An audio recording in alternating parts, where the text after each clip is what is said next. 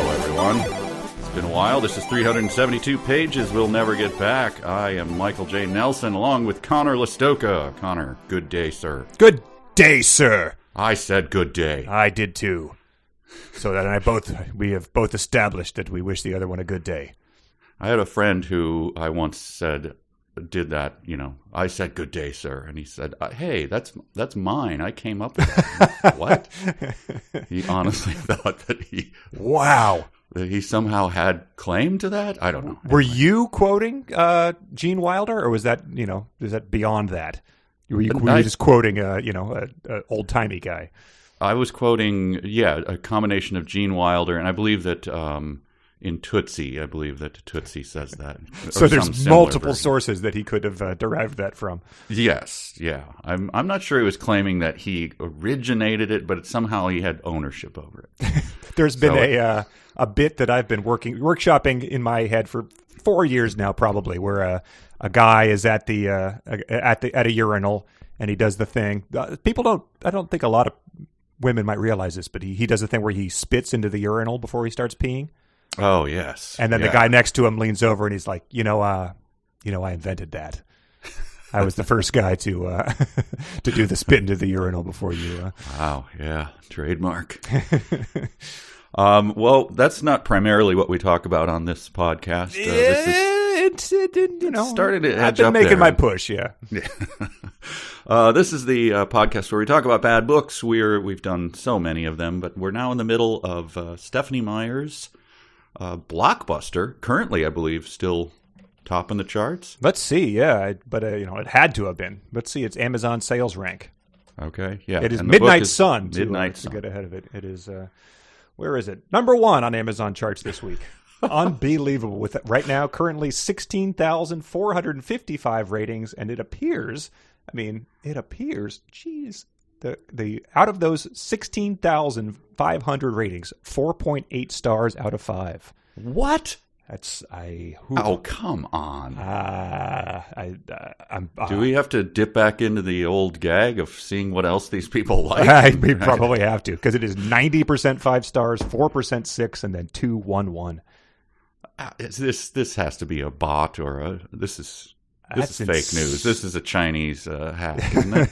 It's maybe the people have just grown up and moved on who used to go and unrank these things. I don't know.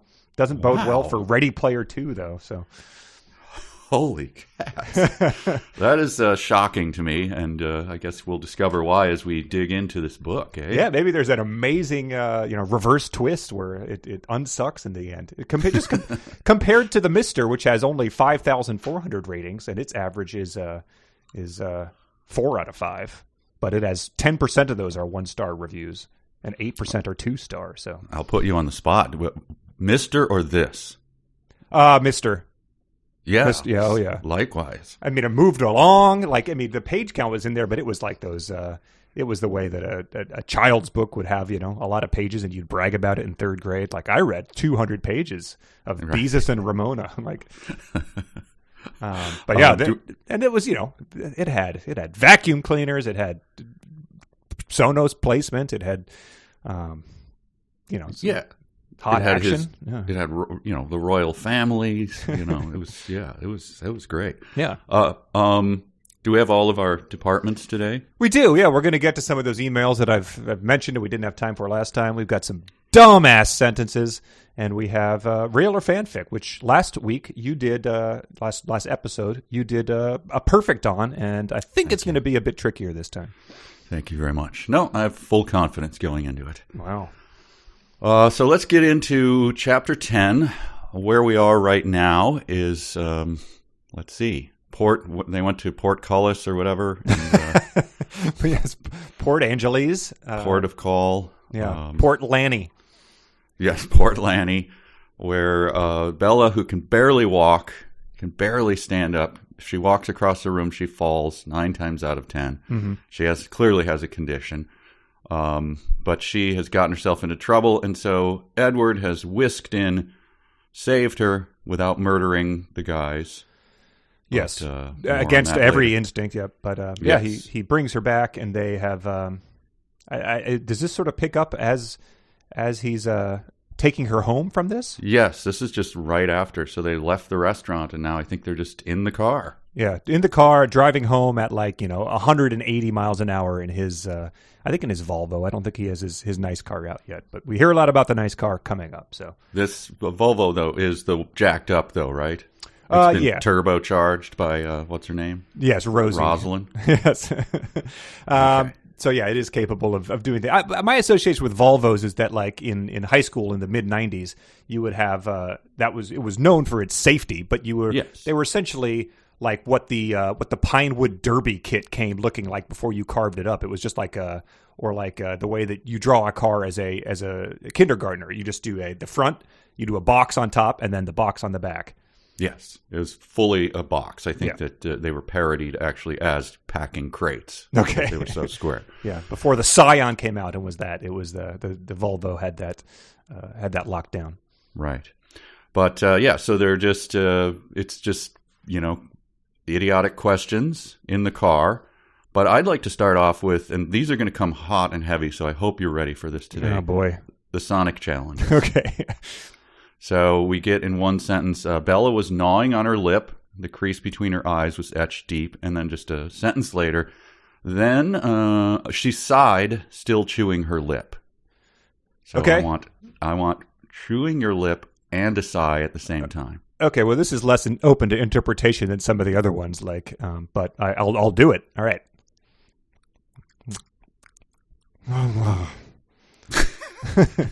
It's hard, actually. It's not natural.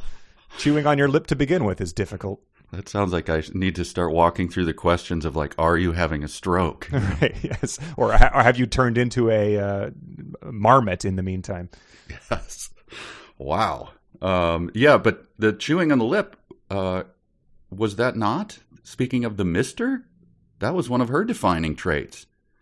I think Alicia, huh? Alicia chewed on, I think, her top lip. Oh yeah, we compared her to the bald knobbers guy who. Right. Well, yeah. Great minds.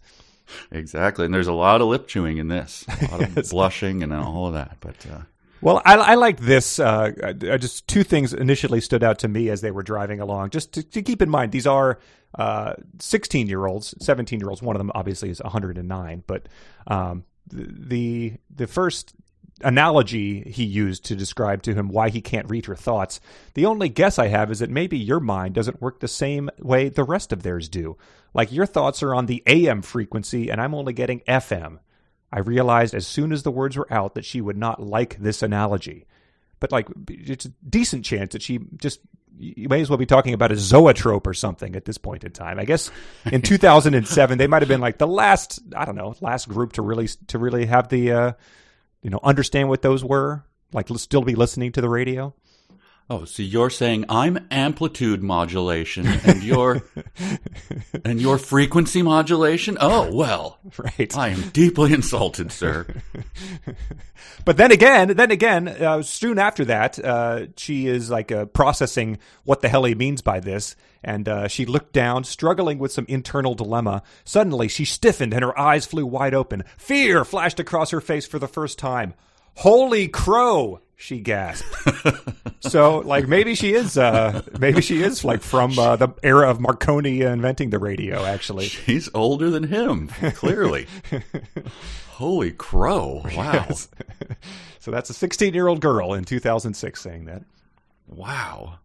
That's like Bridget has a thing she says she's made up so that she would not say a swear. Mm-hmm. Or she just goes, rat barrels. Oh, my God. Yes. I think it's just so odd and memorable that she remembers to say it instead of saying something else. So, wow, we got to get that going. Sounds really old-timey. Another Sonic challenge. Okay. This is Edward. Probably, I repeated, and then laughed without humor. Probably.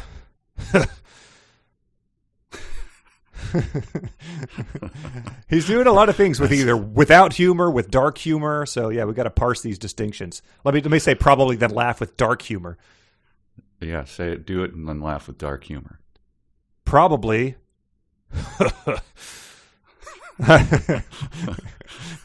Both sound pretty bitter. Sure. So we're 2 pages down. No, we're only 1 page down, at least in my layout here.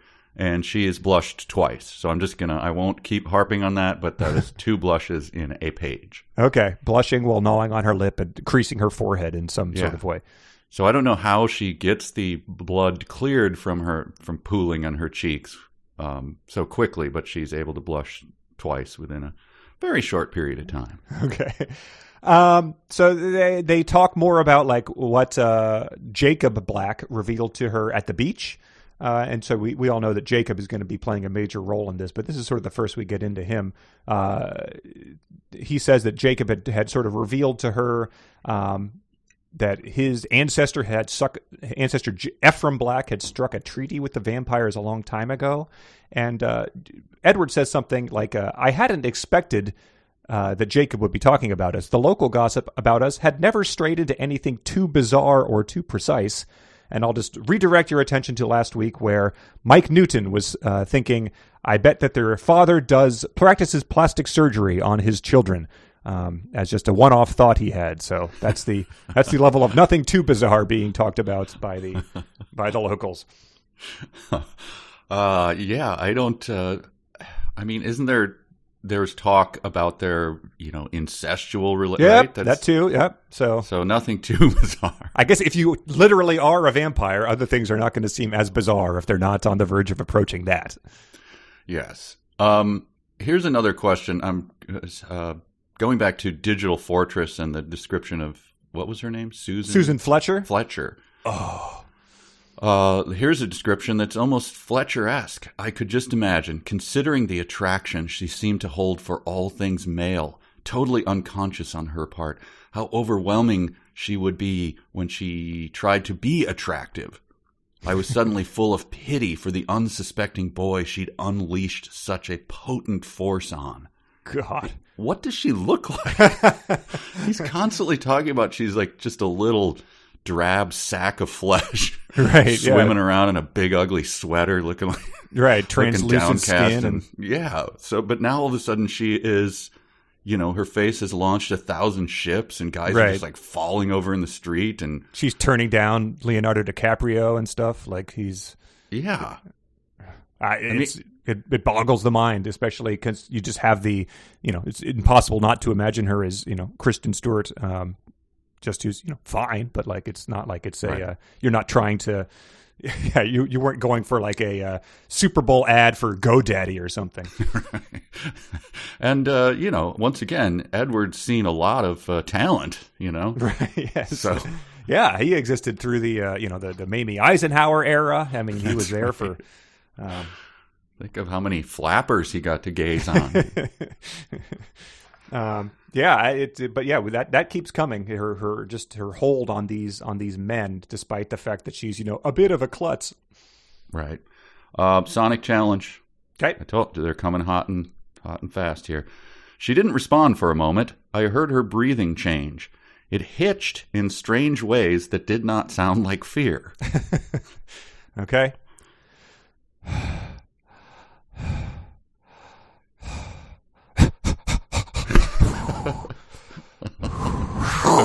Okay. So it's like a lawnmower getting started and running a bit rich. All right. So once again, are you having a stroke? Right. Constant. There was an exchange that was in fanfic that was, you don't care if I'm a monster, if I'm not human. And she says, no. I started to wonder if she was entirely stable. Just worth recalling that attention to. He brings that up. This comes a number of times in this reading. Yeah. Where he actually worries about her. But then she starts sort of grilling him on, she has accepted him as a vampire. She's riding back to the town with him, but she wants to know more about, so you're a vampire. I need to know about this. So she starts asking him about the lore. How come you can't come out during the daytime? I laughed despite her request. Her research had not netted anything unusual, it seemed. Myth, I told her. Burned by the sun? Myth. Sleeping in coffins? Myth. And so I just wish that I wish that she had kept going with this, and it just sort of became obvious that, all her questions about vampires were just based off of like the back of the Count Chocula box. So you hang out with a strawberry guy? Myth. What about those two other, the mummy and the wolfman that like aren't around much anymore? Myth. Are you just learning this from a cereal box? Damn it. You put your cape over your arm and then lower it kind of just below your eyes and then go, come here. You do that a lot? But yeah, she sort of, she gets to the point where she asks him about the sun, and he says, oh yeah, we don't come to school when it's sunny. And she says, why? But he will not reveal this for whatever reason. He doesn't say, oh, our skin sparkles. He treats this as if it's like the ultimate knowledge that like will drive her mad as if it's revealed. So that, I guess that's just meant to be suspense for the physical reveal when he shows her. But it's kind of dumb when you know what it is. Yes, I think it is Stephanie Meyer like trying to fan service of everyone going, oh, we know what that is. It's going to be so fun when she gets to see it. And I guess super dumb. Sure, if that was the way the original book worked, this obviously has to play along the same way. But sort of, yeah, it is very dumb when you know what it is. Sonic Challenge. Yes. I'm serious. This is him. I'm quoting him. I'm serious. I was battling with myself so strongly that the words came through my teeth as a growl. I'm serious. A little bit of a Batman, which is where are they? Yeah, coincidence. There we go. It all gets circular. And following it right away, we'll just get these out of the way. This is my last one for this chapter. My last Sonic Challenge. Okay. Never say that, I hissed. Okay. There, a lot of hissing too. I just like to point that out. Never say that. It's the going 180 miles an hour. He clearly is not what she has to worry about if he's like fluctuating this rapidly between vocal tones. She's sitting over there blushing and letting her hair fall in front of his eyes while he's like locking his jaw and growling and hissing. It's a very odd scene going on in that Volvo. I have not a Sonic Challenge, but I just want you to guess what this sounds like. Like how it would be written in the book, because it is written in the book, but I want you to just guess. Okay. I groaned as the simmering hate that I'd all but forgotten in the joy of loving her burst again into an inferno of rage. So how was that written out in the book?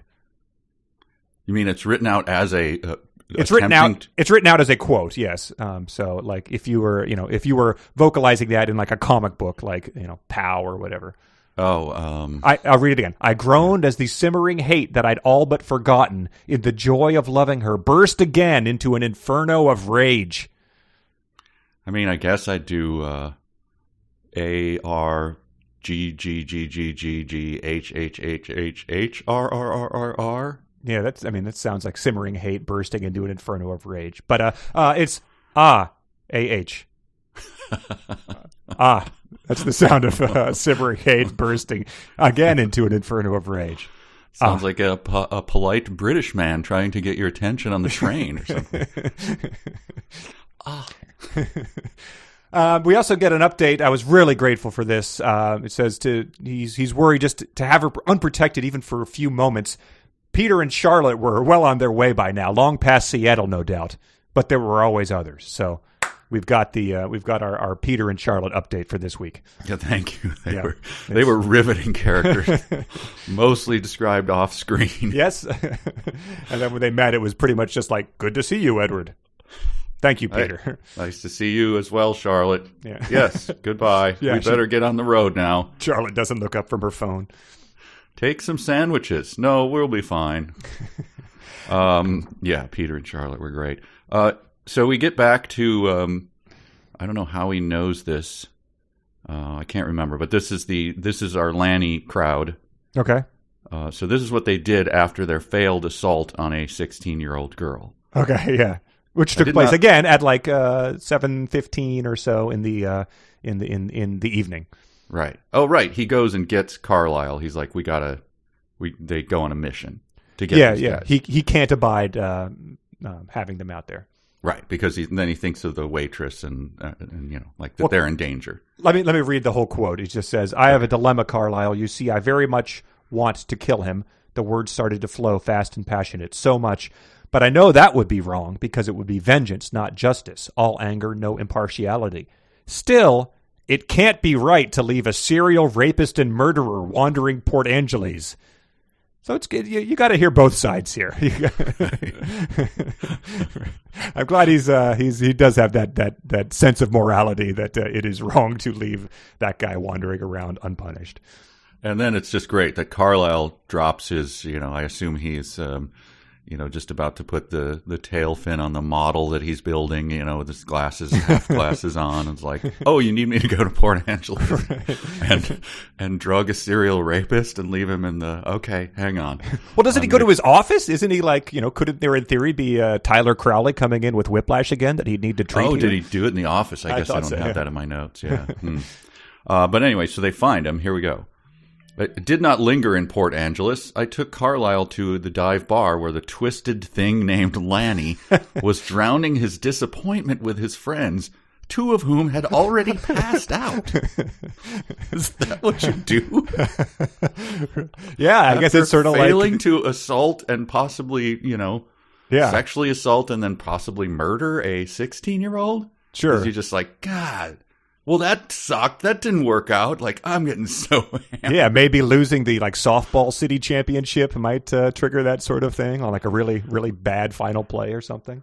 Wow, but 2/3 of their gang passed out drunk. Yeah, and these are we're led to believe these are just like tough guys. Like they are hard drinking and crime committing longshoremen or something, but passing out in the bar. That's right. That's a college maneuver. If that's the last time I can remember that happening. I would also say this does not speak well of the Port Angeles City Council needs to get on this. Over serving people at that rate is shocking. Right. You need to keep a better eye on your customers. I guess it could just be the bartender lives in fear of this known twisted thing who's That's right. going around the streets. He doesn't want to be next. Oh my God. Did you see who just came in? It's Lanny and those two guys. He's one of them's passed out in front of the Mega Touch machine, and someone's trying to get in there so they can play photo hunt or something. But the guy just can't be rolled away. Excuse me, sir. Are you playing Monkey Bash, or can I? I've got the high score on that one. Look at that one. Look at that one. That's just landing. That's for August of 2019. It's. Man. Don't beat his record. He gets very angry. Once again, the thing she doesn't flesh out. Right, yes. Want more of Lanny and his compatriots at the bar. Yeah, but I guess he just sort of describes what he does to them in the next chapter. So yes. we can leave that in suspense. But he goes back and he, of course, goes immediately to Bella's room to watch her sleep. Mm-hmm. And but I guess on the outside, he picks up what Charlie's thoughts are, and I just enjoyed this. Charlie, the dad. Charlie's snores were loud and even. I could almost catch the edge of his dream. Something with the rush of water and patient expectation. Fishing, maybe. Yes. So dream big, Charlie. He's literally dreaming about what he's probably going to do on the weekend. It's a weird thing where he describes him as basically like he's a good egg and he cares about her. But he's really a dumbass. Yes. He's just kind of like, There's another part where he describes his inarticulate thoughts. Yes. Me fish Sunday? Oh, mustache dad. He deserves better than that. Billy Burke was the actor, correct? Yeah. Yep. Yeah. I think we were talking about that. I read an interview with him where he was, I think, thinking of throwing in the towel or something, and then someone said you should go for an audition for this thing. And then he just got to work. I mean, he got a good payday. I was absolutely. He was always sort of just he conveyed the sense of the weary father of this girl that he was trying to understand pretty well. Mm-hmm. All right, so he just sits there, and he says, "I'm going to be her guardian vampire." Yeah, that was unfortunate. I'm sure that comes up in dumb sentences. Oh yeah. Well, I should have left it be, but it's really really stupid. And that got me thinking about because he says there is no such thing as an angel. So he has, like philosophical knowledge. Okay. He exists, but there's no such thing as angels.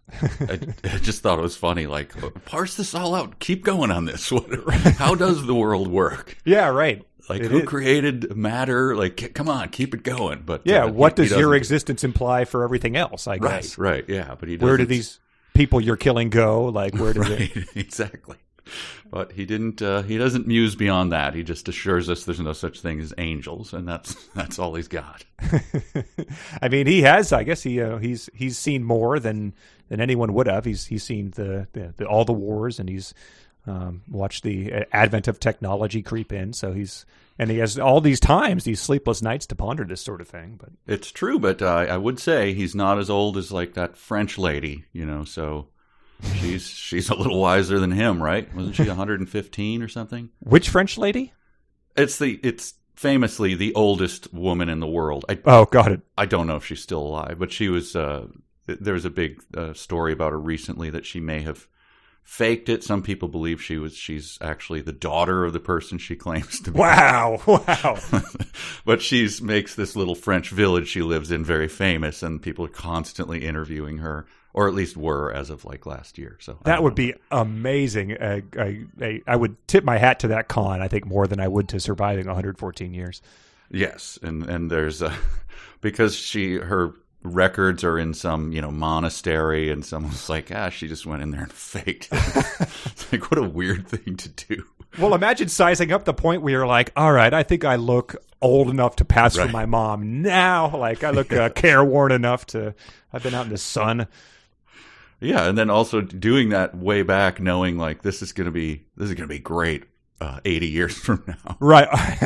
I honestly thought I would get something that would bring me to the grave. I did not expect to be this vital. Anyway, all right. That's all I have for chapter 10. Yeah, it ends with him just giving sort of building up her Mary Sue bona fides a bit more. He says, a ridiculously potent scent to demand my attention, a silent mind to inflame my curiosity, a quiet beauty to hold my eyes, a selfless soul to earn my awe. And just, he just doesn't add in like the rock and bod that you would we know it. We get it. You like her. She's attractive. Everyone's into her. She has a selfless soul. You probably could have left that off because it's not like she's actually going and volunteering and stuff. She was just nice to the nerd who wanted to go to Comic-Con. Like, right. Yeah. And otherwise she just is very typical mopey teenager with very typical problems. And right. As a 109-year-old, you should be a little wiser than to exactly just turn into a sack of emotions in front of her. Right. But yeah, that's it for chapter 10. But we can move right into chapter 11, interrogations. That sort of, it does pick up where we left off with the story of what happened to Lanny. This is unusual for this book. I like the opening sentence. CNN broke the story first. It's like, oh, what? Yeah. And so it's the comeuppance of Lanny. But here's what I don't understand. Orlando Calderas Wallace? That was nice. Suspected murderer? Yeah. So is that Lanny? Yeah. Lanny is short for Orlando. Lanny? I've never heard that as a Orlando. I was picturing Lanny as like some like a construction worker, with just kind of a dumbass Bubba construction worker guy. But yeah, I don't know. Or it could be one of those things where they abbreviate his last name or something, like Lansford or something. Yeah. Anyway, but it's a twist. It's like florid name just it surprised me.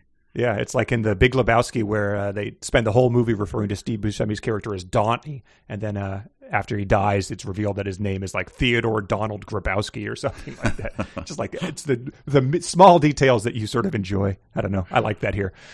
But yeah, they do kind of a Spider-Man thing on him. They drug him.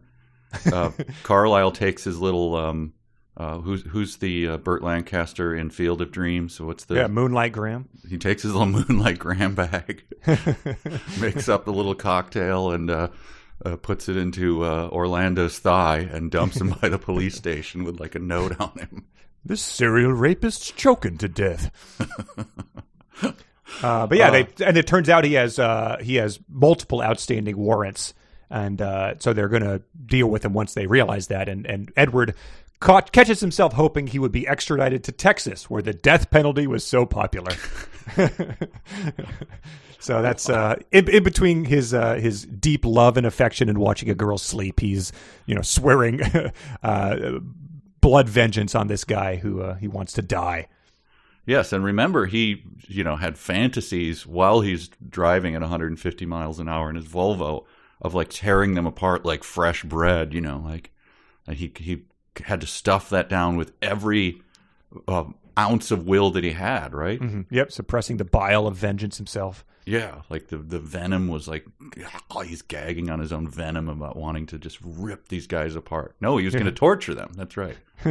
So it probably leads to him, like going to Texas, faking the identity, posing as trying to be the jury foreman so he can steer them towards the death penalty. That would be a good twist, too.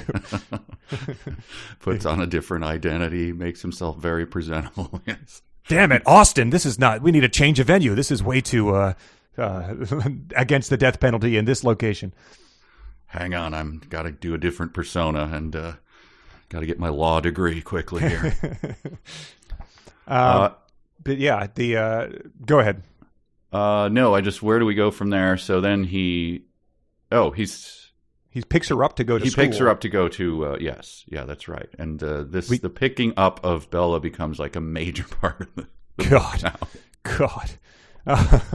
But yeah, my note from it was we sort of get a good glimpse into the mindset of a horny vampire, because he's very much sizing up her outfit and how he's going to react to it. Mm-hmm. The long sweater was too big for her, unflattering. It masked her slender figure, turning all her delicate curves and soft lines into a shapeless jumble. I appreciated this almost as much as I wished that she had worn something more like the soft blue blouse she had on last night. The fabric had clung to her skin in such an appealing way, cut low enough to reveal the mesmerizing shape of her collarbones. Curling out from the hollow of her throat, the blue had flowed like water along the subtle shape of her body. Settle down, man. Yeah. You are 87 years older than her. I don't know what, 89, maybe 95. I don't know. And maybe this is a vampire thing, but if you had, let's say, you or I or anyone, we'll take it out of just anyone had been on a quasi date with Bella the night before, and then the next morning someone had asked you, yeah, what was she wearing last night? You'd go, I don't know. I do not know, however, the hollow of her throat. Oh, I would tell you if you could see that. Oh, but that collarbone. Oh, the way it's sort of connected up to the other bones of her sternum. Oh, man. Holy cow. Okay, man. I just, I was wondering, nope, I'm going to back away now. I wasn't paying attention because I went home with that waitress who gave me her number in marinara sauce. So the blush count rises again. Faint pink touched her cheek when Bella registered Jessica's expression. Oh, boy. So I'll lightly touch on those, but trust me, it happens every 2 paragraphs. Yeah, it's worth keeping track of. But yeah, the other people want details. Jessica wants a lot of details, and Edward is sort of keeping track of their thoughts. Jessica thinks, you are so going to spill details. I have to have details. Edward freaking Cullen. So I appreciated that Jessica is chaste in her thoughts and does not even swear as she's thinking to herself. Right. Yep. Rat barrels, basically, is what she says. But yeah, exactly. But we also get her and Jessica like having a conversation, but also thinking, I guess he reads Jessica's thoughts as she's hearing Bella, so he can hear Bella talk to her from another classroom. Right, and Bella sort of knows that he can hear, so she's being slightly circumspect or sort of playing a little game with him, yeah, right? She's being, coy on top of, she's being coy to Jessica, and Jessica's frustrated by that as without knowing that. But you could still hear Jessica's thoughts. So you hear this, okay, Bella says, okay, I've got one. You should have seen the waitress flirting with him. Marinara waitress makes a reappearance. Yes. It was over the top, but he didn't pay any attention to her at all. What a strange detail to share. I was surprised Bella had even noticed. It seemed an inconsequential thing. Interesting. That's a good sign. Was she pretty? Jessica thought more of it than I did. Very, Bella told her, and probably 19 or 20. Jessica was momentarily distracted by a memory of Mike on their date Monday night. Mike being a little too friendly with a waitress who Jessica did not consider pretty at all. Yes. So we just get more. Mike sucks big time. He finally goes out on a date with this person, and all he does is hit on an uggo waitress. He is just a horrible, lecherous creep, Mike Newton, who in the movie was sort of, I don't know, not inconsequential, but was just sort of a doofy dumbass. He was a poor man's Shia LaBeouf. Yes. Before that, though, I actually liked this little touch. She quickly directed the conversation to Jessica, and I grinned so wide that Rob Sawyer, who sat at the desk to my right, flinched visibly and slid deeper into his seat away from me. Creepy. So, I want who's playing Rob Sawyer in the movie? I don't know. Yeah, that's definitely a cameo for Stephanie Meyer's nephew or something who wants to get into acting. That's, I believe, his first mention. I hope it's his last. But I can't do it as it's not a sonic challenge. But I ask people to imagine how you'd sit there smiling so wide by yourself that somebody next to you notices it and goes, ugh, creepy.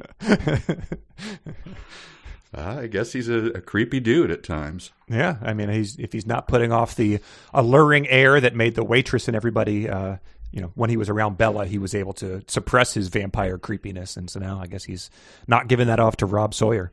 Right. Rob Sawyer. The names, I don't know why the names crack me up.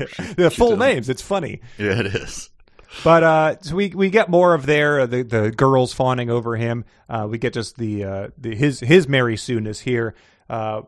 Jessica says something like, "How do you sit there across from a male model and make conversation?" I enjoyed that they women referred to him as a male model, as if we would, I guess that's still something people say. And she says, I do have some trouble with incoherency when I'm around him. Oh, well, Jessica sighed. He is unbelievably gorgeous. Stop doing all of this. Everyone in this book is one of the most attractive people that's ever existed. Unbelievably gorgeous. Again, we've seen the movie. We know who you cast. It's all right. He's fine. Yeah. Move along. Okay, I'm just noting it. Bella gnawed her lip for a moment again. So. Great. Yeah. Yep. And then quickly after, another blush. And then Belle and Jessica, this is where I just wrote, oh, come on. Belle and Jessica didn't speak again, but Jessica peeked at Bella several times and once noticed that her face was brilliant scarlet again. For no apparent reason. I took this note at the end of, I think, 5 solid pages of her recounting the date that we have already spent way too long at. But it ends with this. So you like him then?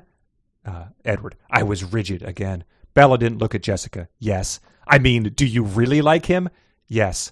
Look at that blush. How much do you like him? Jessica demanded. And he is, again, 109, but he is really into this. The English room could have gone up in flames, and I wouldn't have noticed.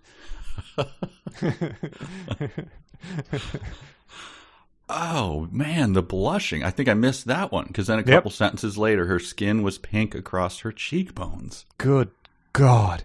You have to find a new handle on this character. Right. Lip biting and blushing, it does not a character make. I mean, come on. It's, is the blushing related to the translucent skin and the blood and all that? Her being more appealing because of that?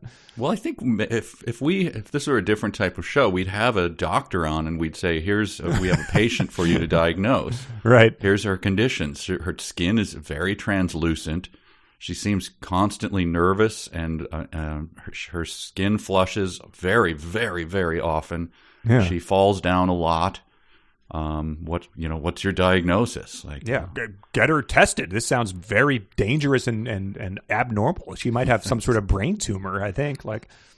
Plus, I don't remember the last time I blushed. It was probably, 20 years ago, out of, embarrassment about, someone being like, do you like her? And then you're blushing gives that away. It was probably more than 25 years ago. But like, it's a physical sensation that is not comfortable either. Like your face gets hot, and it's like, if it's happening to her all the time, it's she like needs to go and splash water on herself or something. Yeah. And at the same time, so she's this little, crumpled thing in a giant sweater, like blinking and blushing and creasing her face and everything. But then at the same time, he is utterly undone by her. Like, she got me again. She's so disarming, and she seems to be as wily as hell one second, and the next she's like, whoa, she's just a sack of flesh. Like, I don't understand what she is. Right. Yeah. Goddess or, Jessica Rabbit, or again, like Stregonona in a babushka. But yeah, no, but he's oftentimes rigid and firm at the sight of this, and I cannot tell if that's the furthest Stephenie Meyer's willing to go to make a sex joke, or if it is. It has to be. But the rest of it, all the fantasies are off screen and all that, so I cannot tell if she's going for that. Well, I assumed, because it comes up so often, that it was referring to his locking his jaw. Seems to be his major thing. All right. So that would be another doctor. As long as we got you on the line, we know this guy who's constantly, his jaw is locking up and he's growling and hissing through his teeth. Like, well, that sounds like tetanus and rabies combined. I need you to get both of these individuals into my office immediately. Yeah, and tell him to stop clacking his teeth at people, because that's a very good way to chip a tooth. I mean, I'm a doctor, I'm not a dentist, but I mean, that's common sense. Don't go around clicking your teeth loud enough that people in the classroom can hear it. Also, that is a trademarked move by a Top Gun character. Yes, that's well known in the dental profession. Again, not a dentist, but they do mingle at our conferences sometimes. Another description of her, as long as we're talking about her, as if any woman could hope to capture my attention from Bella. Absurd again. So there's no woman on the face of the earth who is as hot as her. Yeah, it's just absurd to even think that could happen. Right. I don't even know. Angelina Jolie at her absolute height walks through the school in a Oscar dress, and he's just like waving at her without even looking. Get out of here. Go bother Mike Newton. As if. Oh, God. But they end up going to Jim, or I guess she's worried about Jim, I guess, before they have lunch, because she's, obviously a klutz, bordering on it being a serious medical condition. But I like this line. We all hated Jim, Emmett especially. Throwing games was an affront to his personal philosophy.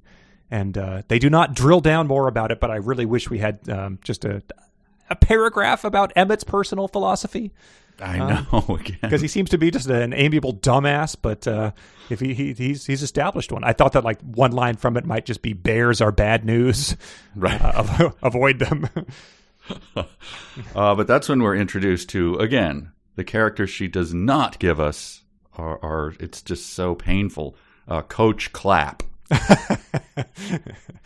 Before my head could explode with impatience, Coach Clapp called the games and sent us out early. So come on, more Coach Clapp, more. Right, a joke. I can't. My gym teacher stereotype is there was a gym teacher on the Wonder Years who was a really good, just the guy in the tiny shorts and wearing a baseball hat and stuff. But yeah, he is actually, that is my 100% my experience of every gym coach that I had. I'm sure they changed over the years, but in my youth, that guy was the gym coach. It was spot on. Right. So once Coach Clapp dismisses them, is that when they go to lunch? Yes. Okay. And that is where we get the most extended kind of, again, Mr.-esque thing of not knowing whether the other person likes you. Yeah. Oh, God. That was page after page. Yeah. Of like, why would you think that I didn't think that you like me as much as I like you? How could you even say that? And then it just goes on and on and on. Yeah. So the impetus of that was him asking her, do you truly believe that you care more for me than I do for you? And so once he asks that, buckle up, because it takes 5, 6, 7 pages to resolve that question. What is that? To what end, Stephanie Meyer? To what end? It sort of establishes. So as I was reading this, I read this. We went on vacation last week for our anniversary, and Lauren had brought along a book of essays. So I'm going to read something from this book and then read what was in this person's book of essays. I'm absolutely ordinary, she explained. She thought she was ordinary. She thought I was somehow preferable to her. In whose estimation? Silly, narrow-minded, blind humans like Jessica or Ms. Cope? How could she not realize that she was the most beautiful, the most exquisite? Those words weren't even enough. So it's that hoary cliche of, the batting your eyelids and going, you think I'm pretty? And so the book of essays that Lauren had brought along to read was by a writer named Gia Tolentino, who writes for The New Yorker. And she wrote one of the essays about, female protagonists in literature. Mm-hmm. And it called out this exact thing, even though this book hadn't been written yet. Bella and Anastasia from 50 Shades of Grey are both so paper doll-like that they can barely make choices. They are certainly unable to grasp the romantic fates they're walking into. They are blind to this blindness, just as the dystopian heroines are blind to their own bravery, and all of them are in turn magically blind to the fact that they're very beautiful.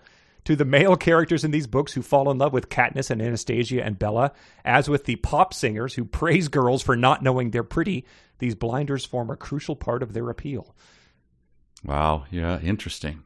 Yeah. I think about those, I guess there are songs like that. I mean, your Biebers and your Plain White Tees, I think, are, capitalizing on that, but it's just such a stupid, it's beyond the pale, I guess. She's been asked to prom 3 times at this point. But as they're having lunch, there was a scene that I really wished was in the movie that I'm just going to read the whole thing because she asks him more questions about vampire lore and whether he can eat. And so she makes him eat something. And he says, I reached for the closest thing and held her eyes while I bit off a small piece of whatever it was. Without looking, I couldn't tell. It was as slimy and chunky and repulsive as any other human food. I chewed swiftly and swallowed, trying to keep the grimace off my face. The gob of food moved slowly and uncomfortably down my throat. I sighed as I thought of how I would have to choke it back up later. Disgusting. Yes. Golden Corral's new slogan. Wow. Yeah, it's the movie's had a 5-minute baseball scene. We couldn't get him trying to choke down a piece of pizza. Yes. But he had never eaten anything before, right? They would just sit in the lunchroom.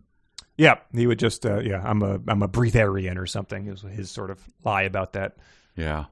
I just have to note it. The blush count goes up again. Another one.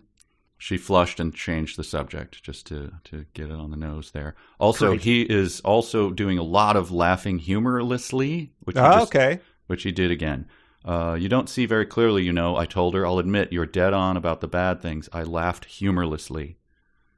So there we go. We understand. There was no humor there. There has been no humor in the book. All laughs we are going to assume is humorlessly going forward. Yep. And their conversations, I'll go on from there because it's as painful as it was in the movies. It really does. She recreates that. My smile must have been smug. Her face was blank with surprise. I don't believe it, she mumbled. So this is just the most uncomfortable conversation. Blank stares, mumbling, smug smiles. Yeah. These people are very unappealing. Yeah, I think some people have probably had the experience of going out with someone that you're, attracted to, and then you sit down and you're like, oh, there's no connection here at all. Sure, this would be great if this worked out because they're very attractive, but oh no, all we're doing is just sort of nervously looking at our plates and clinking our forks. So, too bad that this is not going to happen again. Yep, you got to do the how long do I have to stay here? Right. We're obviously going to refuse dessert, but I guess I got a solid 90 before I get out of here. Right. But we do get one detail that they do not expand upon that I would have been fine devoting the rest of the book to.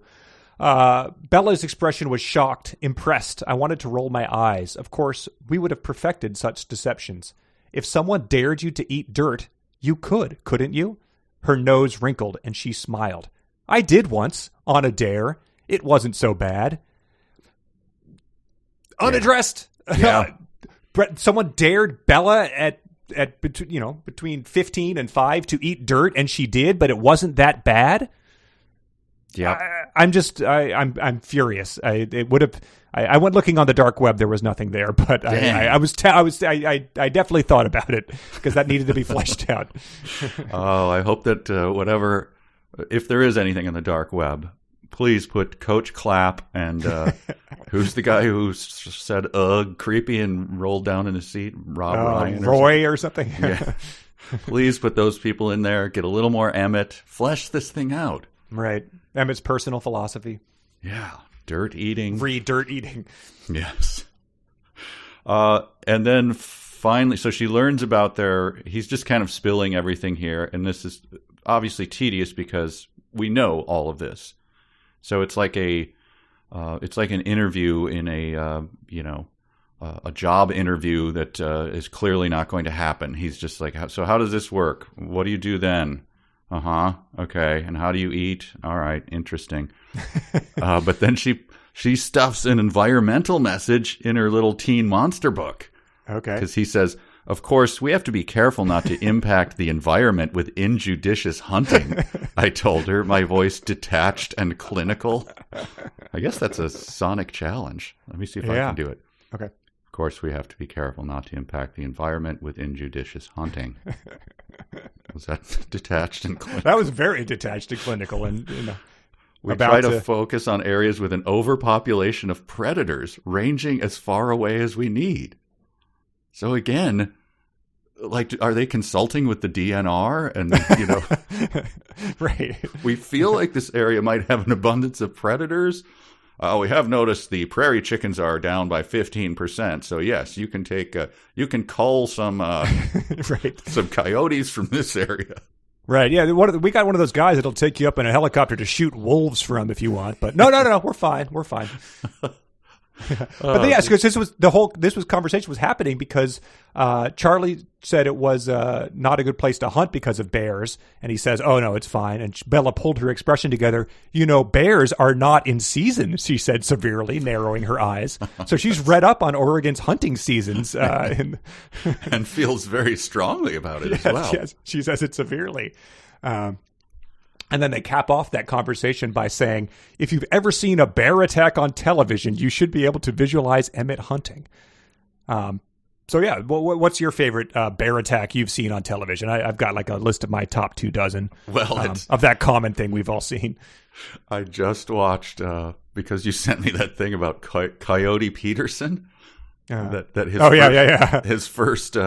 The guy who gets stung by who lets insects on YouTube. Yes, giant desert centipedes wasps sting him till they're like absolutely something you shouldn't do. His first thing, the thing that launched him to stardom, was a bear attack video where it was like a trained bear, like a movie bear. Yeah, and he did all the different possible scenarios. So that, I guess, since I just watched it 2 days ago, that's my favorite bear attack. I actually do have a favorite too. It was earliest days of YouTube, and there was I presume, like Russian talk show where they bring a trained bear on, sit him next to a woman, and she's sort of like tee-hee, like looking at it, and then the bear looks at her, and it does like a perfectly comedic double take at her, and on the second one just launches into attacking her. That one is brutal. That's fun. I'll put that link in the. I'll tweet that link out. Sweet. I only have one more thing about this. If you are done, I'm done. I just liked. There's a moment here that is again like, how old are these teenagers? Because Bella says he admitted he overheard her eavesdropping. She was immediately on the defensive. I'm not surprised you heard something you didn't like. You know what they say about eavesdroppers. Then it cuts to Edward's thoughts. Eavesdroppers never hear any good of themselves. That was the saying. So they're both like silence do good, proverbs from colonial times. They're both intimately familiar with. I've never heard that saying. I have never heard. I noted that one as well. They're both so familiar with it that they don't even need to. Right. Yes, I know. It's like, you could complete a penny saved is I know, a penny earned, but like a stitch in time. Yes. Yeah. So, well, let's move on to halfway through this week's assignment. It's probably time for Triumph. Fresh off a 5 for 5. Oh, almost unprecedented. I believe it is unprecedented, right? I feel like there's maybe been like a handful, a stop clock and all that to complete another time-old adage. But we are going to read 5 passages. They're either going to be from future passages of Midnight Sun, or they're going to be from fanfic that is either written by our listeners or discovered elsewhere on the web, since there is an abundance of Twilight fanfic out there. I'm ready. All right. Here's number 1. Bella deserved a human mate, someone of flesh and blood who would not corrupt her as my selfish instincts urged me to. And yet, as I scanned the thoughts of the adolescent males that surrounded her, it turned my stomach. Their lust both revolted and enticed me, as I knew they could connect to her in a way that an undead beast like myself never could. Though I could not dream, my greatest nightmare was not merely that she would settle for a rutting troglodyte like Mike Newton, but that I might become trapped inside his puerile mind, if only to see those warm brown eyes stare at me in adoration, and I would only be able to stare back through those malicious, beady eyes of his. A new feature of Mike Newton. Beady-eyed little lecherous puke who flirted with waitresses while he was on a date. Right, ugly waitresses.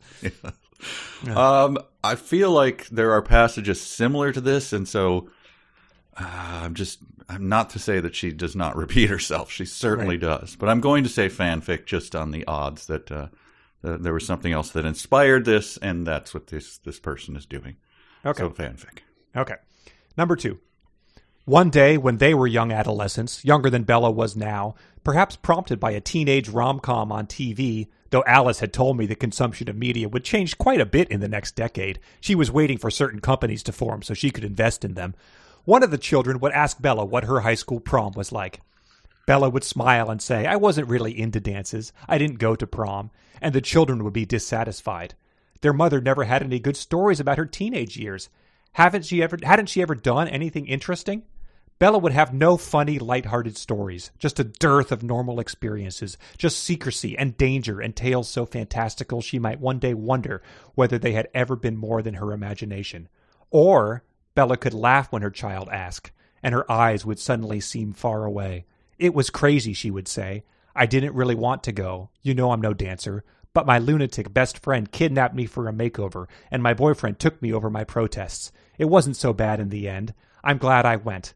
At the very least to see the decorations. They were like a budget version of the movie Carrie. No, you can't watch Carrie. Not yet." What?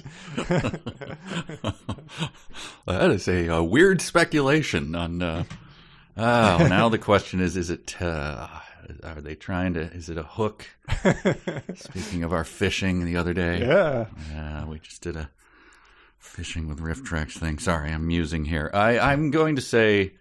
And I love the fact that Alice uses her powers to speculate on entertainment companies.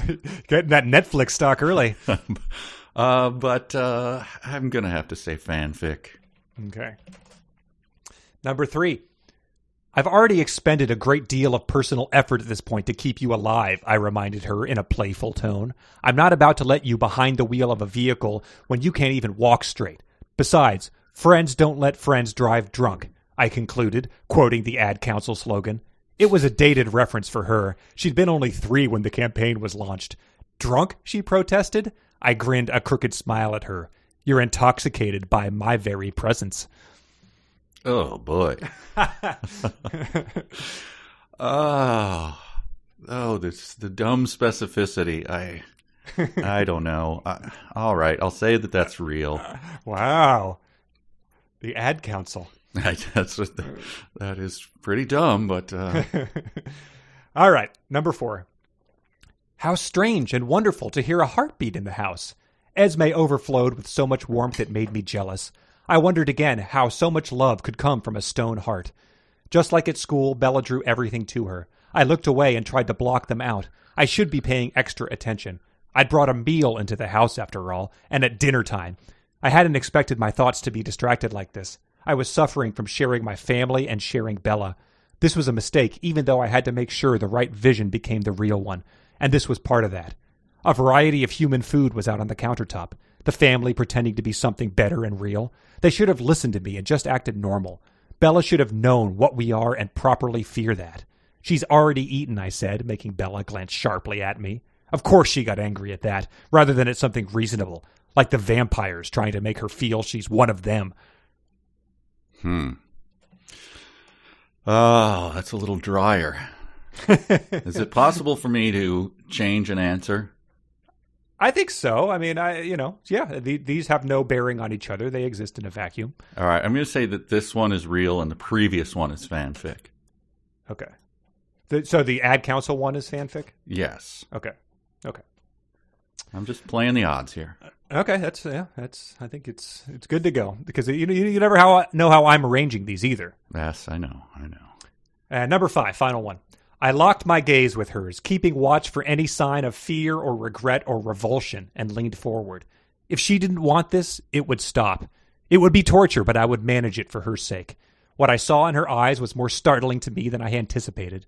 I saw love. I saw desire. I saw trust. Before I lost my nerve, I lowered my cheek to rest against her throat just under her chin. Heat. Pulsing. Blood. Life. Bella. Susan Fletcher's legs. Crap. There's a lot of that in there, so it's just rehashing, and it does happen a lot. So if it makes it clear, heat, they're all sentences. Heat, period. Pulsing, period. Blood, period. Life, period. Sure. New paragraph. One line of that paragraph. Bella. Yes. All right, I'll bite. I'll say that that's real. All right. Let's see. Well, as we said, 5 out of 5 is an outlier. We're going to go through here one by one. Okay. Number 1, this was the rutting troglodyte, Mike Newton. You said fanfic. That was indeed fanfic, written by Con. Beady little eyes. Yeah. I don't know. Maybe it tipped his hand too much, but he hates Mike Newton, and Mike Newton hates him. So, number 2, this is the going to prom. Alice investing in Netflix. You said fanfic. That is real. Oh my god. That was submitted by listener Melody, but it comes from the epilogue. So keep in mind, Bella has been asked to prom 3 times already. The prom has not yet happened by the time this book is over. Oh my god. Which, that's exactly what I said. I just was like, are you kidding me? I assumed the prom was like tomorrow in this timeline, and there are 400 pages left of this book. Oh man. So yeah, it's still ending with the question of, will they go to prom? Will you go to prom? Is unresolved. Wow. Number 3, this was the ad council. You're drunk on my very presence. You said you changed to fanfic. This was real, submitted by listener Steve. That is unbelievable. Quoting the ad council slogan, it was a dated reference, but that's hilarious. Oh, well, at least can listeners at least sympathize with my plight here? I am sure. If you were playing at home, is anyone nailing these? I mean, this is hard. Yeah, because honestly, if that was submitted as fanfic, I may be like, send me one that's, but don't try to be funny here. Yeah, like, come on.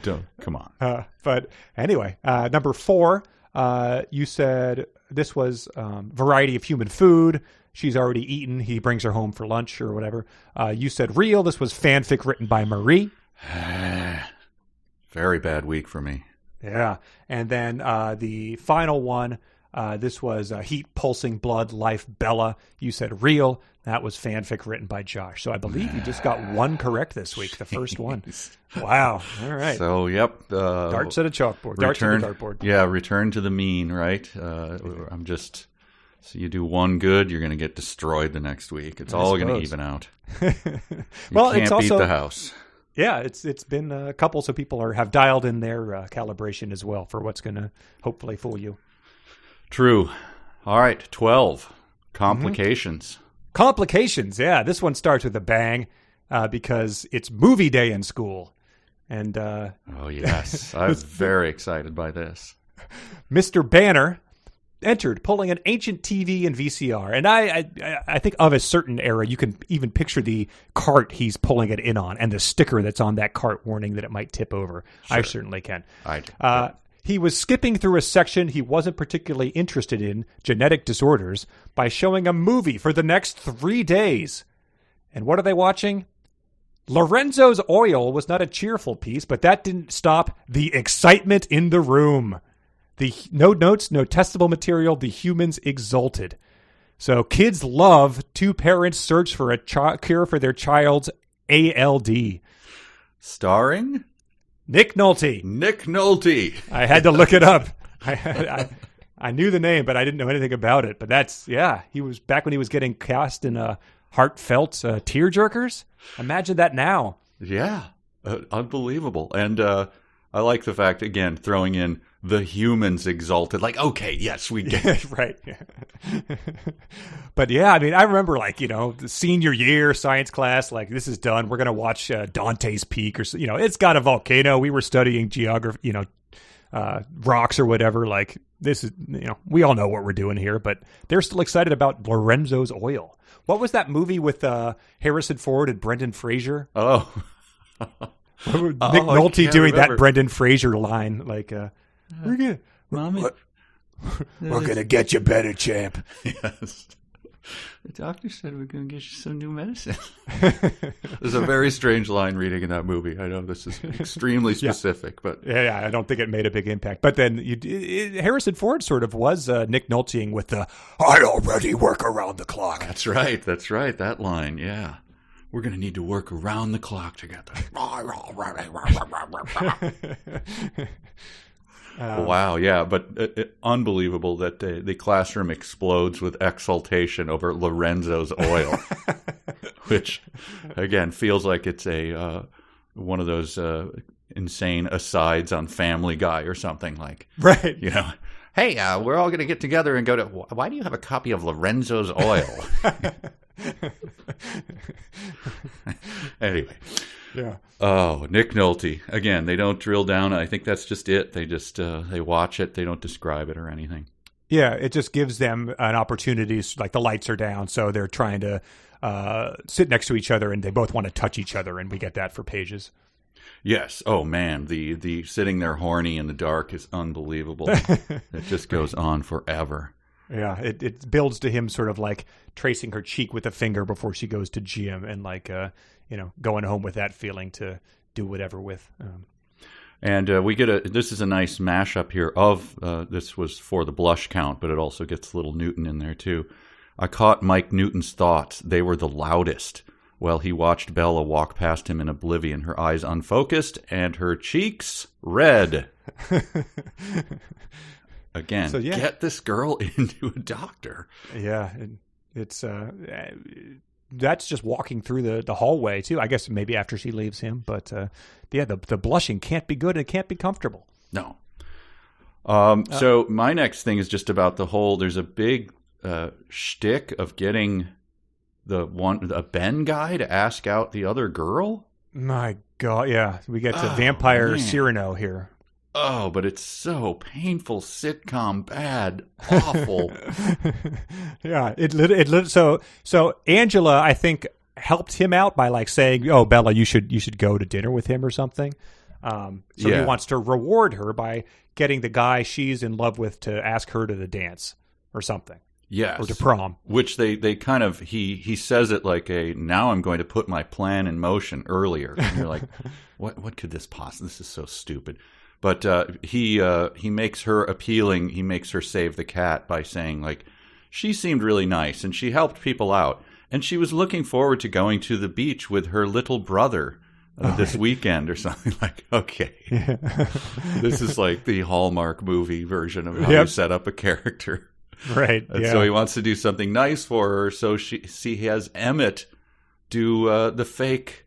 It's so bad. I can't even describe how bad it is. He does the fake, you're interested in here, and then they literally have a he's right behind me, isn't he? Yes. Thing. Yeah.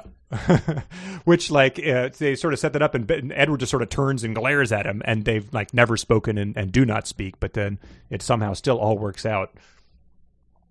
to get. So Ben asks Angela out, and that's a gift to her. Mm-hmm. That's also a nice thing. Like if she wanted to go out with him, she'd probably be able to find a way, right? Right. I mean, they do have that dance where the girls ask the guys coming up, so I'm not sure why she was sort of playing coy through all that. But it's also like, hey, are you thinking of asking anyone out? I'm interested. It's not that hard, but right. But anyway, 17 pages devoted to really the dumbest high school. Like, oh boy, I sure do like that girl. And again, the ancient being with 2 master's degrees or doctorates. Doctorates. Okay. Right. Yeah. Maybe a doctor was one in sitcom cliches. So yeah, that could be. So then he eavesdrops on Bella's gym class through Mike Newton and says, Mike's mind had gotten far too familiar over the last few weeks. With a sigh, I resigned myself to listening through him. So it's good when your characters are already weary of the plot. Right. 300 pages into this. But it defies, granted, it's a book about vampires, but this just defies what we know to be a person to be capable of. In terms of Bella's clumsiness. I watched the path of Bella's racket with alarm. Sure enough, it hit the taut net and sprung back at her, clipping her forehead before it spun out to strike Mike's arm with a resounding thwack. It's beyond the realm. It's not like she's on roller skates permanently or something. It was so on the nose that one really annoyed me. Like, I'm clumsy. I better not play badminton because something might happen. And then immediately she hits the net so hard that it slams into her head. And hurts him. Still going fast enough after ramming off her skull. Like, she's got to get into the emergency room. It hurts Mike. He he sort of sits and is like, I don't want to let on how much that actually hurt. It's very bizarre. And also, did she just give up on trying to find a reasonable way to make her clumsy or something? Like, that, as you described, that does not make any sense. Bouncing off and And the way that it ties into, attracting violent mobs who want to kill you when you go out in public is, it's a bit of a reverse slippery slope there. Like, it's a that escalated quickly type of thing. Coach Clapp, though, does appear. Sorry, Newton. That girl's the worst jinx I've ever seen. Shouldn't inflict her on the others. Wow. So I guess she is walking in like, Curly from the Three Stooges and just mayhem from the second she gets in the... Oh, don't let her carry that ladder. Can we, Coach, is it okay if we walk this large sheet of glass through here right now? Coach Clapp is setting his beloved Ming vase on a rickety podium, and then he just notes with alarm that Bella is coming in playing a tuba or something. Everybody, I should note as well, my family fruit stand is going to be in here parked permanently, so hopefully... Clapp's produce. Yes. And in that... just the blush count goes up. Her skin flushed dark red. M-, she was embarrassed. My God. So now we're explaining what blushing means again. Even though she's... Have we had? Is this unprecedented in terms of our canon here? Like, I honestly don't know. Like, what else we've fixated on that's been this much. I think lip chewing went high, but I don't think it was this high in the Mister. Yeah, I guess by the end of the book we'll figure out whether there's more of his jaw locking and him hissing and growling, or whether she's blushing. But right now the blushing is ahead by a long chalk. So all right, okay, we'll see. I'm going to follow it up right away with a sonic challenge for you. Okay. She sucked in a ragged breath, and only then did I realize that when I had started breathing faster, she had stopped breathing altogether. Okay, just read it again. She sucked in a ragged breath, and only then did I realize that when I had started breathing faster, she had stopped breathing altogether. So you play her and I'll play him. Okay. Okay, ready? And begin.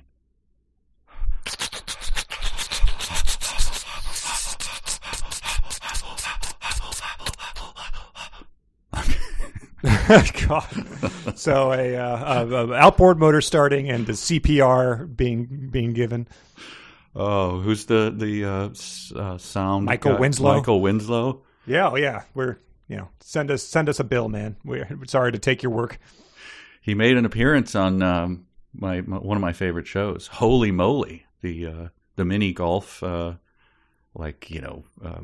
show. No, that's fanfic or real. That does not exist. It's really true.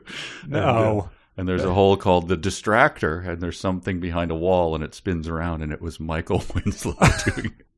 That's real. For real. I'll tell you, Lois, this is worse than the time I went on Holy Moly and Michael Winslow distracted me. Yep. Wow. Yeah, it was awesome. Is that just? I mean, I guess Floor is Lava is on Netflix, and they're just reeling out all the pilots they filmed because they have no new shows. But no, it's Rob Riggle and the other guy is Joe Tessitore, who's an actual ESPN guy. Golfer. Okay. No, yeah, but he's announcer. Yeah, and it's a very funny straight man and goofball situation, and it's all just stupid fun. So wow, but it's actually kind of funny. So yeah, Mike is upset. He says, "I hate Cullen. I wish he would die. I wish he would drive that shiny car right off a cliff." So it's that's taken to the next level from any real grudge I had in high school. I certainly disliked my share of people, but I don't think I was ever vocalizing to that extreme. Yeah, he does that a lot. Thinking about that, so yeah. But then they go out and Rosalie's car, I guess, had been driven to school because Edward had picked up Bella, but it's attracting a lot of attention. I wound, and this is just, I don't know, it amused me. I wound through the throng of lustful boys to my own car. After a second of hesitation, Bella followed suit. Ostentatious, I muttered as she climbed in. What kind of car is that, she wondered. An M3. She frowned. I don't speak car and driver. It's a BMW. What response did she want to, what kind of car is that? Yes. You can see the BMW badge is, I would say, prominent. One of the most famous. As recognizable, yeah. Yes. I mean, it's... So do you want me to tell you, like, if you're staring at the Ford badge on my car, to tell you, it is what it says it is? It's a Ford? Right. And any other answer is like, I'm being a jerk about it? Right, yeah. I guess you'd say, like, it's a Kia Sorento. I don't know, but, like... Yeah, it does seem like, it's a BMW. That's a given. Everyone can tell. That's the whole point of having a car like that. Right. But I also noted in this section, because it really gets down into this car stuff, is like, and we thought about his secret identity being a high school student is kind of strange. Like maybe glass replacement specialist, because he says here, I opened my eyes and stared at the microscopic pits and flaws in the windshield, as though there was some solution hidden in the imperfect glass. So, just kind of come up to people and say, hey, can I diagnose your windshield? I think it needs a replacement. And he's one of those guys in Southern California parking lots that just like, hey, I saw you got that dent. I could suck that right out of you while you're in Ralph's or something. Exactly, yeah. But yeah, as they're driving back, she keeps grilling him, and it's just like she wants details of along the lines of, so she knows he's a vampire and she knows, the basics of what that entails, but it's almost as if she learned he has some sort of like minor medical condition and just keeps like grilling him on like he has a, irritable bowel or something. Like she just says like, I apologize for scaring you. And then my smile vanished with the momentary humor. Didn't really detect that, but it was just the thought of you being here while we hunted. That would be bad. The mental picture was too much. Bella so vulnerable in the empty darkness, myself out of control. I tried to banish it from my head. Extremely. Because it's like, I just told you I'm a vampire. Yes. I kill animals and drink their blood. Why would you want, you have an irritable bowel? Like, so does that mean you can, eat spicy Indian food? What, why do you need more information about this? Like the baseline of this is well established for what it means. Yes. And she continues, our intrepid author continues to describe his choking back the burning thirst. Mm-hmm. And so right after just continuing to read where you were, I took a deep breath, concentrating for one moment on the burning thirst, feeling it, managing it. proving my dominion over it. And the amount of discussions of this burning thirst, it's like, look, just the character has, GERD, reflux disorder or whatever. Mm-hmm. Just we know that as a passing thing. You don't need to keep describing. Like this is the main thing that's happening, and so to keep doing it is just like very irritating. Like yes, we know he wants to eat her. Yes, it's sort of like just a character who wants you to notice the something about them that's like, to brag about it. But this is just, they keep somehow finding a way to work it into a conversation. But this is not even worth that. It's something that just we know he's a vampire. We get it. Yep. So we get a long discussion in a car again. So it's either cars, lunchrooms, or Lorenzo's oil viewings in biology class. But yeah, so it ends with sort of like him being worried that Rosie is going to vandalize his car out of frustration that he spilled the beans about them being vampires. He calls Rosie a beautiful ogre, which I thought was funny. And she sneaks in a dig when she says Rosie was outraged that Bella would put this in jeopardy, that she would flirt with the darkness when she had other options. Rose thought she might even trade faces with the girl she thought of as homely, as if she could have her humanity in the bargain. I just appreciated that Rosie is the only person who is somehow not stricken with this goddess of beauty that walks among us. How can that be, though? I mean, if she clearly, like every guy in the world. So are there people who are blind to, maybe she has a little bit of face blindness or something? I don't know. That could be.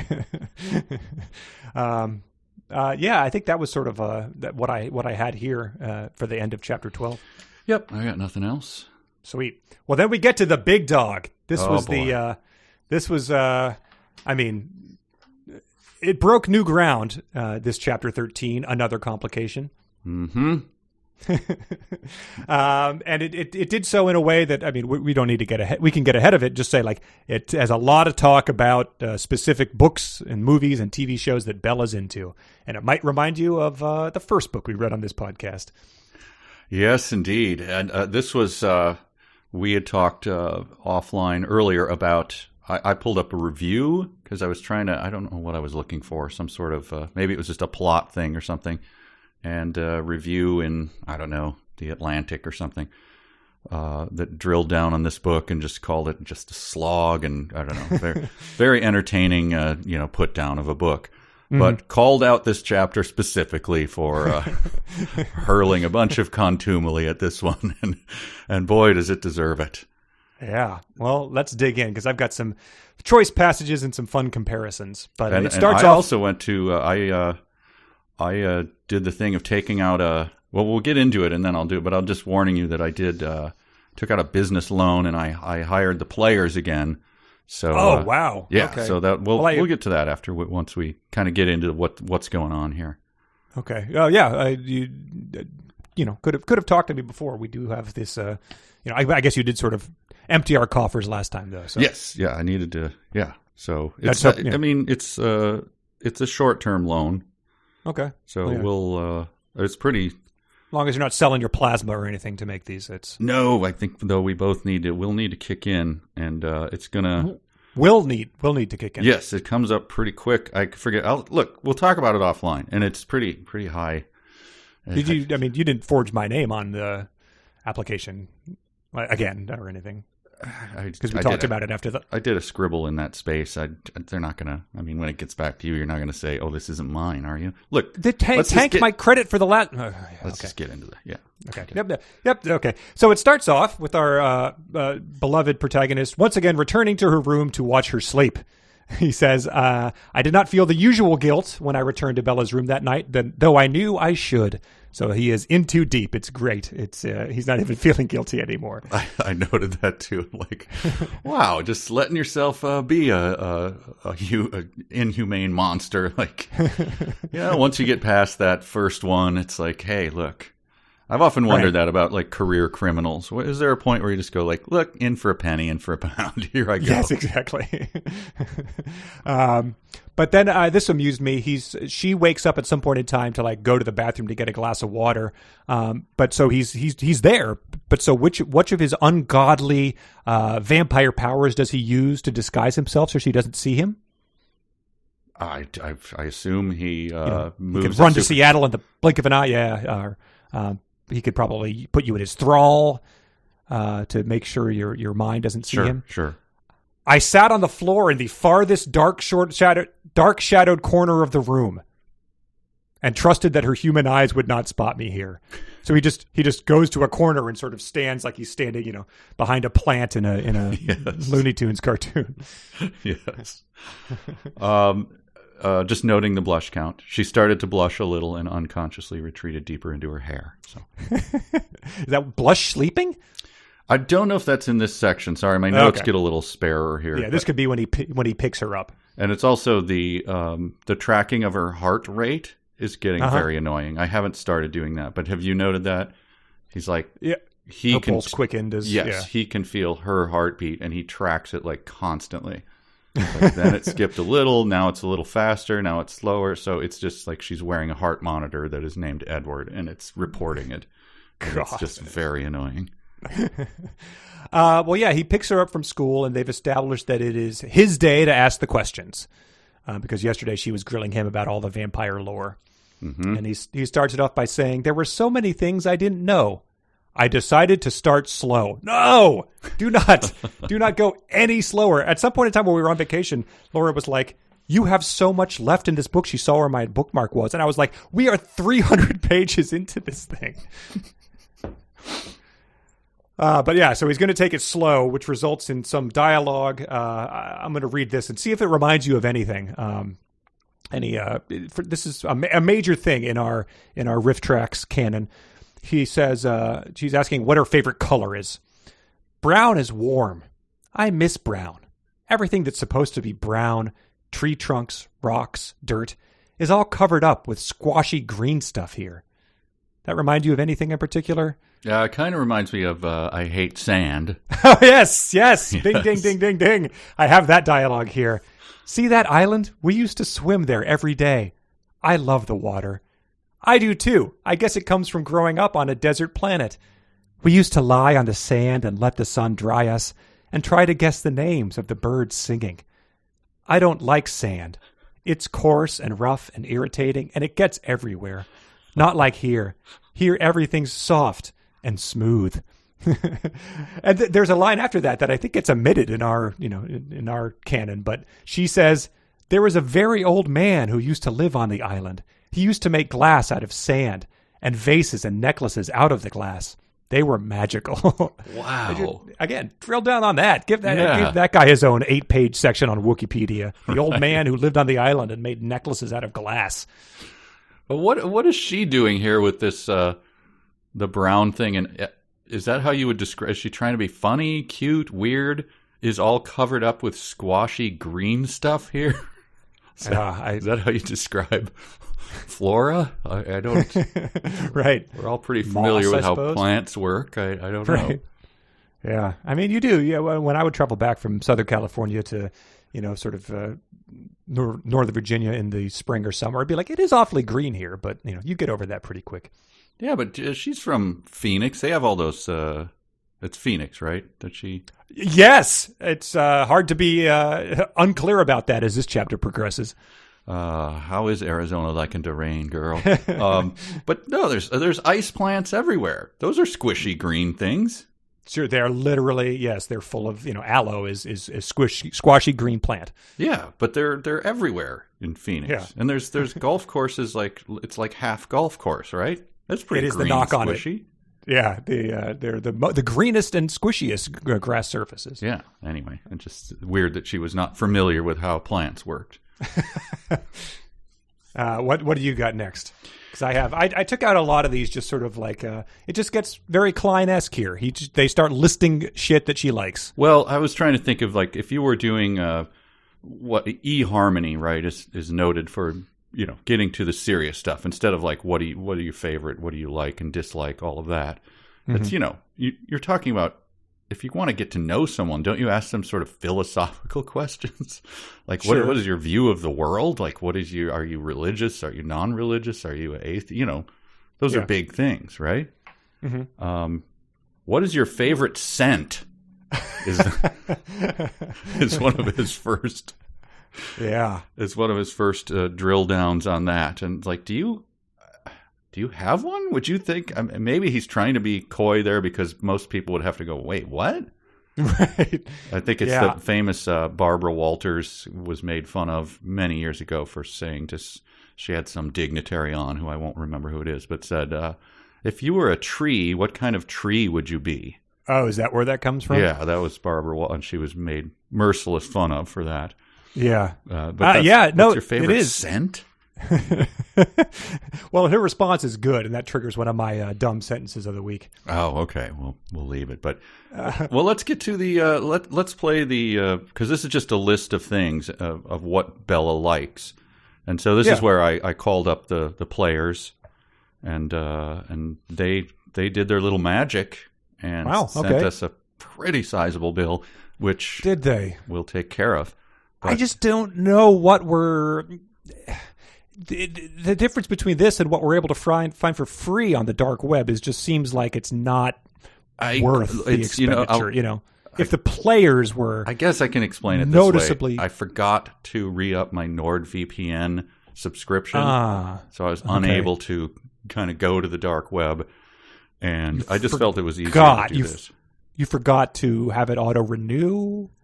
I went in and I said, don't auto-renew. Yes. So you didn't forget. You actively canceled the subscription. I mean, that's accurate. Yes, that's accurate. Okay. But at great expense, this is what we have to deal with. This is Edward drilling Bella on her favorite things, her likes and dislikes. So here we go. Take it away, players.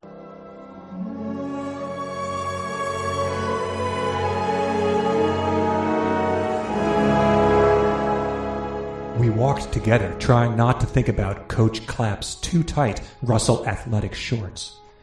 So, what's your favorite food? Oh no, probably pizza. Pizza?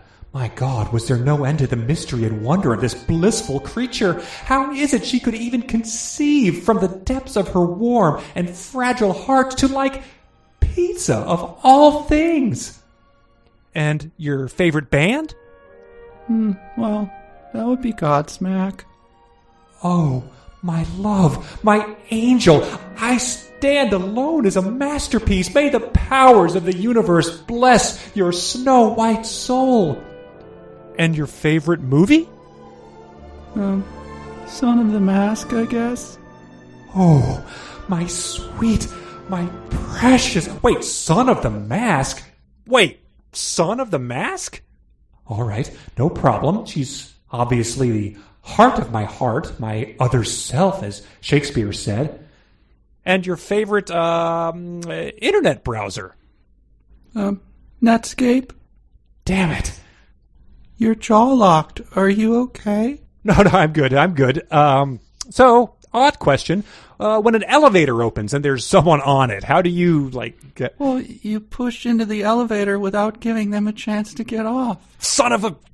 And when you're driving in the passing lane, how fast do you go? Oh, I never move out of the passing lane, and I never exceed the speed limit. Nobody needs to go any faster than that.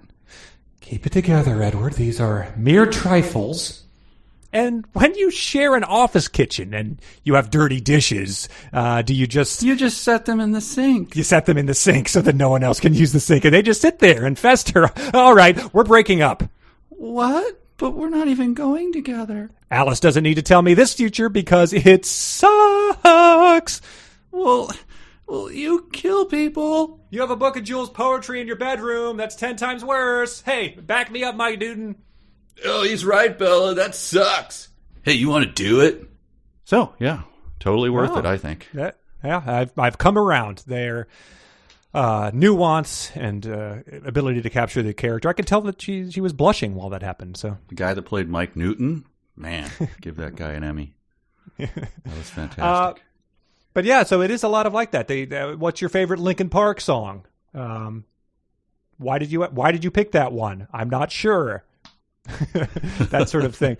He grills her on, like you said, if you're pulling out a dating profile, whenever you say, what's your favorite movie, that's a calculated answer where it's like, I'm making a statement about myself more than it is, like what, I guess there's people out there that watch their favorite movie every 2 months or something. But for the most, it's like, that's this movie I like, it probably reveals that I have a good sense of humor or I'm sentimental or something like that. So right. Yes. It's performative when you're giving your favorite. I remember years ago, some magazine wanted to do, it was like a highfalutin music magazine. And it was back at Mystery Science, and they were like, we want to interview you guys in your favorite album. Mm-hmm. And so that's, like I say, that reveals a lot. So I had to think, like, what do I want to say? Like, not what am I listening to right now and just like off the cuff, oh, I like this one, because then I'm going to be judged. So I thought about it, and then after I had done the interview. Too basic, too obvious. Right, exactly. So then I was like, I hope that this will impress people. And I felt embarrassed after, like, damn it, I fell into the trap. Like, I'm going to try to make a statement with what my favorite, like, who cares? It could not be more ephemeral. And so you picked Joan Osborne, or? I picked I Don't Like Spiders and Snakes by Jim Stafford. No, I believe it was an Elvis Costello album, right? Which gives you, right. Yeah. Sure. Yeah. That's well, nicely calculated. Thank you. Yes. Yeah. Well, so Bella's favorite book, some books are Little Women, which she reads pretty much every year, and she reads Jane Eyre pretty often too. So then she also just lists a Cline-esque list of books. Mm-hmm. Everything by Annie Bronte, To Kill a Mockingbird, obviously. Fahrenheit 451, all of the Chronicles of Narnia, but especially The Voyage of the Dawn Treader. I don't know anything about that, but that's probably just like picking the more obscure one, like saying Her Majesty's Satanic Request is your favorite Rolling Stones album or something. Yes, exactly. It's like being like, I'm a little different. Yeah. Gone with the Wind, Douglas Adams and David Eddings and Orson Scott Card and Robert McKinley. Did I already say L.M. Montgomery? Did you want more? I'm going on too much. Yes, I assured her, I want more. Wrong answer. Yes, but he gives his opinion when she says Beauty and the Beast. Oh yes, and The Empire Strikes Back. I know that's everyone's favorite, but she shrugged. For good reason, I assured her. Yes, so the ancient wise creature can assure her. He Empire buys into Strikes Back is one of the greatest movies ever made. Yeah, he's doing he's like a Kevin Smith character where he's like, in Empire, things got a bit darker. And then like they brought in the Ewoks for Jedi. But so, which, is surprising for the guy who, fought in the trenches in World War I. So like, he's like a Redditor or something. And so I thought this was worth looking into because so far he's given no indication of any fondness for pop culture. He's expressed disdain for the day-to-day dealings of teenagers. But I went with my Nord Active VPN service. Oh, can I get your sign-in on that? They will block us if we do that. We've been over this. It's happened before. That's why. Okay. But so I went on the dark web and looked into whether this thing about Edward being into pop culture is a thing. And it turns out it really is. Like he's sort of obsessed with his favorite movies status on the IMDb Top 250. Wait, he is based on these recreators on the dark web? Yeah, well, they like read into the text, and so they're sort of expanding, and they're the material that emanates from the penumbra to quote the Supreme Court. Yes, so they're 100%. Yeah, they're expanding. That was what my takeaway was too. Okay. But so they expand on it. So they discovered this world where him and Emmett are sort of like, the way that a 13-year-old might be like, there's no way I'm letting this get downvoting the book on Amazon type of thing. So, sure, okay. So they have an excerpt of what they sort of do in their spare time to make sure their favorite movies don't get overlooked. Okay, and before I play this, who do I bill this to? Is there any? Or is this? Oh, this free. is free. Free. Oh, this free. is free. Yes. Oh. Well, $15 a month. But so. Oh, well, that sort of balances out then my. Does it? That 35. It's not 35 hundo is going to be a little easier to take. All right. Well, let's give it a roll. Take a listen. Edward, I've got some bad news. Oh, God, no. Did something happen to Bella? Bella's fine. It's just, well, it's the IMDb Top 250. Fight Club has fallen out of the top 10. Oh my God. What the hell is wrong with these plebes? We did not fight the Dark Knight upvote wars of 2008 with the Tarantino clan just to have Fight Club disparaged by a bunch of idiots who are too thick-skulled to pick up on the brilliant satire that... Hey. Carlyle said this day would come. I'm prepared for it. You are? How? Well, you remember Peter and Charlotte? Not really. They didn't really do anything. Well, it turns out Peter and Charlotte are the greatest vampire hacker duo that has ever lived. How is a hacker duo a thing? Well, Charlotte goes click, click, click, click, click, and Peter sits in his chair going, no, yes, we're in. Damn, they are good. They've written an automated upvoting algorithm that eludes all IMDb security protocols. Thank God. I can't let David Fincher's fourth best film be so disrespected. I may quibble with what I presume is your inclusion of the Alien 3 director's cut on that list. You would be right to presume. I tip my fedora to you. But that is an argument for another day. Let's fire up Peter and Charlotte's algorithm. Hey, guys. Your dad and I figured that since we don't sleep, we could maybe volunteer at night. There's a cancer research center that could use a couple of extra PhDs to lend a hand. Not now, Mom. It's hard to get any work done around here. She's probably a Benjamin Button fan. Yeah. Okay, it's loaded in the SRAM. Key the daemon into debug mode, bypass the VPN. Good, now all we have to do is hit F6. Wait. What's that? It's an avatar of Peter and Charlotte, but they look like characters from Big Mouth, and they're wagging their fingers and going, Oh, it says that in order to upvote Fight Club, there's a reciprocal upvote for Interstellar. Damn it! Nolan's most divisive and, in my opinion, overwrought and tedious film. Clearly it belongs in the top 50, as do all his films. Dark Knight Rises accepted. Well, duh. Tell Peter no deal. It's not worth compromising our integrity. I haven't literally been alive for the entire duration of cinema as an art form to raise the profile of sentimental faux intellectualism like Interstellar. I'm with you. Want to rewatch a movie that doesn't pass the Bechdel test for the 25th time? Hell yeah! How about The Revenant? Oh, sorry, Emmett. Low blow, man. That was almost better than our players. Yeah, it's. I'm gonna have to think about that in the future. Just send an email. Send an email before the multi-$1,000 charges get authorized. I'm begging you. Could you shoot me your email again? Would you? Okay. Remember. My favorite part of the IMDb Top 250. So it's. Can you? I'll give you the first four. You can name the fifth. Shawshank Redemption, clearly number one. Yes. It's been up there for ages. Then Godfather 1, Godfather 2. Mm-hmm. Then The Dark Knight, obviously. Yes. Which is, we were joking about that when it came out, and that has somehow maintained its status up there. And then number 5, so fleshing out the rest of the top 10 is Schindler's List, Return of the King, Pulp Fiction, Good, Bad, and the Ugly, Fellowship of the Ring, and then the aforementioned Fight Club. But what is number 5, do you think, that these teenage boys are voting up there? Possibly. What's the Coen Brothers bowling movie? Lebowski? Lebowski? Just because? No, that's shocking that it's not. That's number 191. That's insane.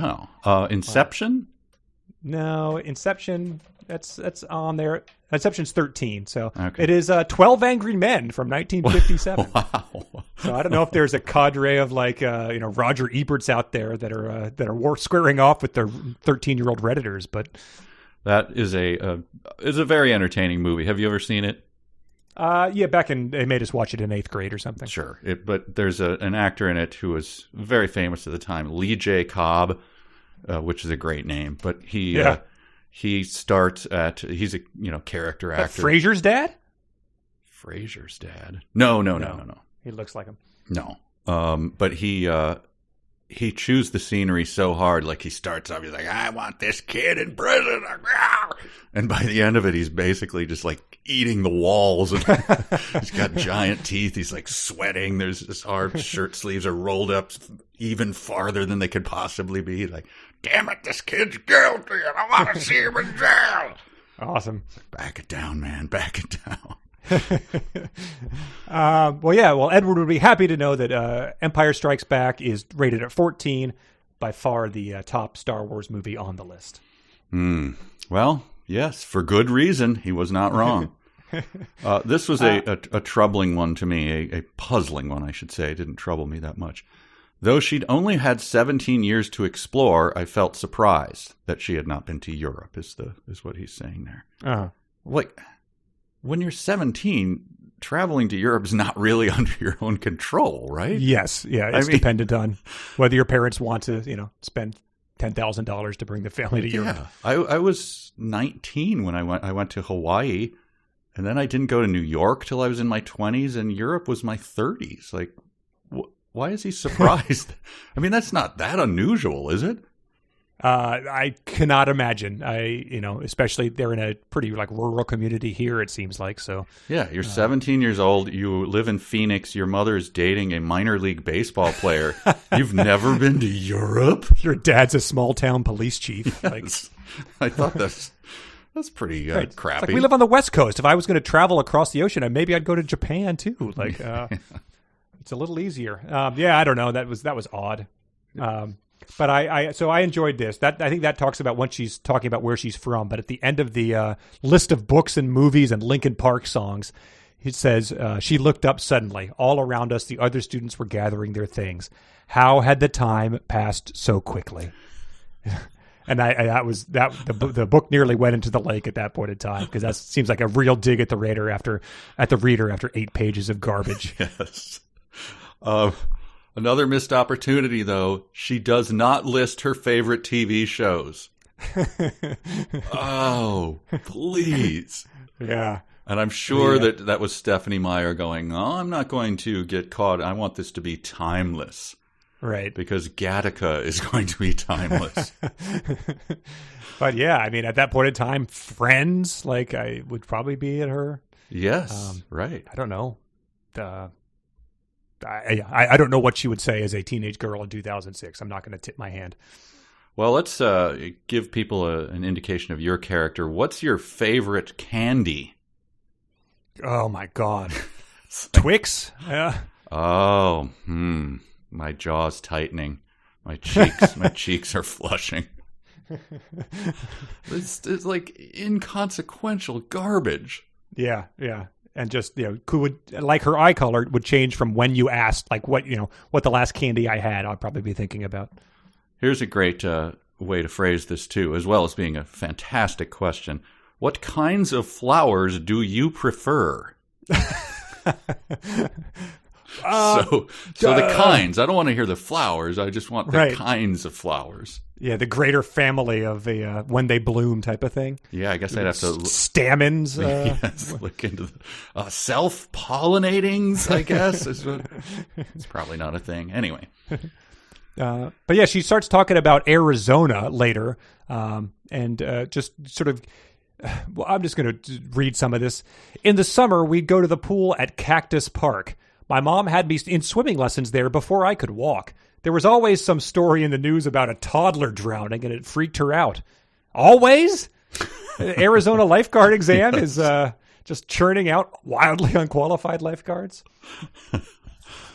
But yeah, so they talk about going to Roadrunner Park as well. So Roadrunner Park is just named by someone who's never been to Arizona. And oh, sorry. Whoa. No, that's not the same thing. Don't worry about it. Okay, phew. It's not another one of those.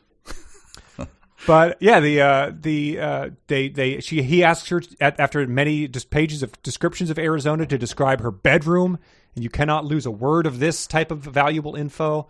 I knew very well what her room was like, and also my surprise that her room in Phoenix had been more cluttered. She looked to see if I wanted more, and I nodded to encourage her. The ceiling fan is broken, just the light works, so I had a big noisy fan on top of the dresser. It sounds like a wind tunnel in the summer, but it's a lot better for sleep than the rain there. The sound of the rain isn't consistent enough. the editor has just committed editorial malpractice here by allowing this garbage to get through. And then at the end of it all, I waited out her silence for as long as I could stand it before I finally asked, "What are you thinking?" For the love of God, you just had 17 pages of inquisition. What do you mean, you lunatic? Yeah, what else is there left at this point in time other than to just back out of the car and tell the family we have to move? God. Yeah, that is insane. And the questions, we didn't even dip into how really inane they are, because there's just too many of them. Yeah, it is. It's, what part of town did you like to go to? What does it smell like? What is the cactus, like your favorite cactus? Yeah, but she also did pull out a, Fork's new slogan. It's not all soft and squishy like it is here. Everything is hard and most things have thorns. So, Forks, we're soft and squishy. The focus on most things having thorns, I thought was kind of funny. Yes. Yeah, but they at the end of this, they do the same damn thing. They act as if time was flying. "Charlie," she gasped, as though that she'd forgotten he existed. "How late is it?" She looked at the dashboard clock as she asked. So they act as if the 6 pages of Phoenix Chamber of Commerce talk were also just went by in the blink of an eye.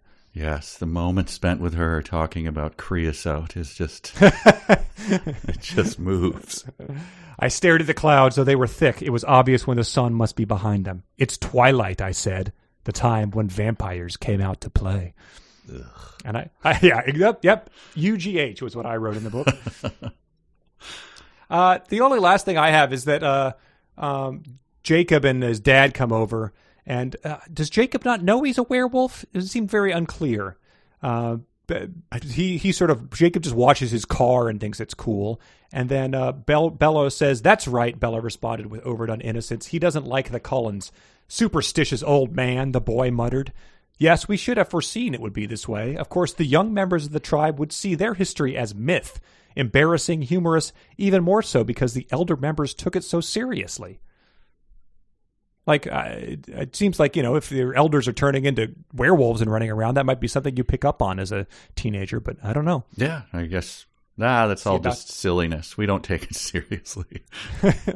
Is this a trait that Jacob had in the movies, though? He turned to analyze the car's exhaust as I drove away? Yeah. Is that a werewolf power that I was unaware of? Yeah, he's reading Gearhead magazines and, I don't know, has a rat fink tattoo or something. Weird. I don't know. We end the whole thing, by the way, with, you get another shot at this, Sonic challenge. All right.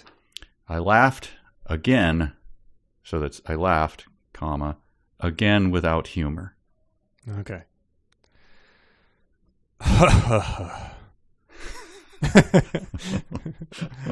Wow.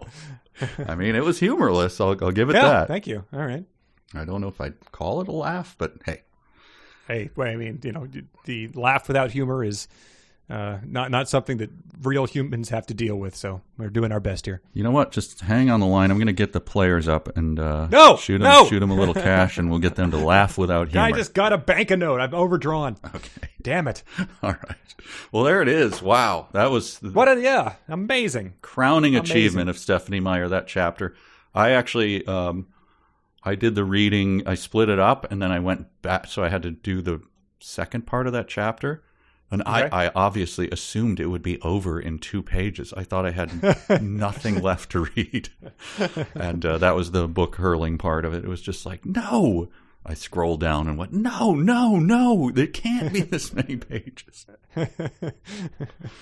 Very dispiriting. Well, it is, but at least there are things in there. The Cline-esque list was ended up being entertaining. It's one of those gags that the longer it goes on, you're like, all right, now I appreciate this.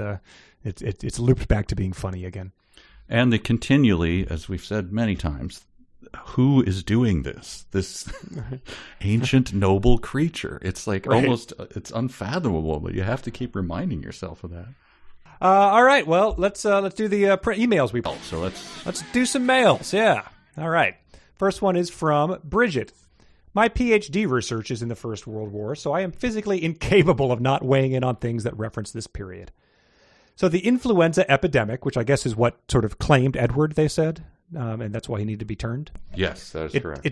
It did begin during the war. We think it was early 1918, with the first cases being recorded in Haskell County, Kansas, and Fort Riley, Kansas. But it spread as the result of troop movements, men on huge cargo ships, war bond drives, etc.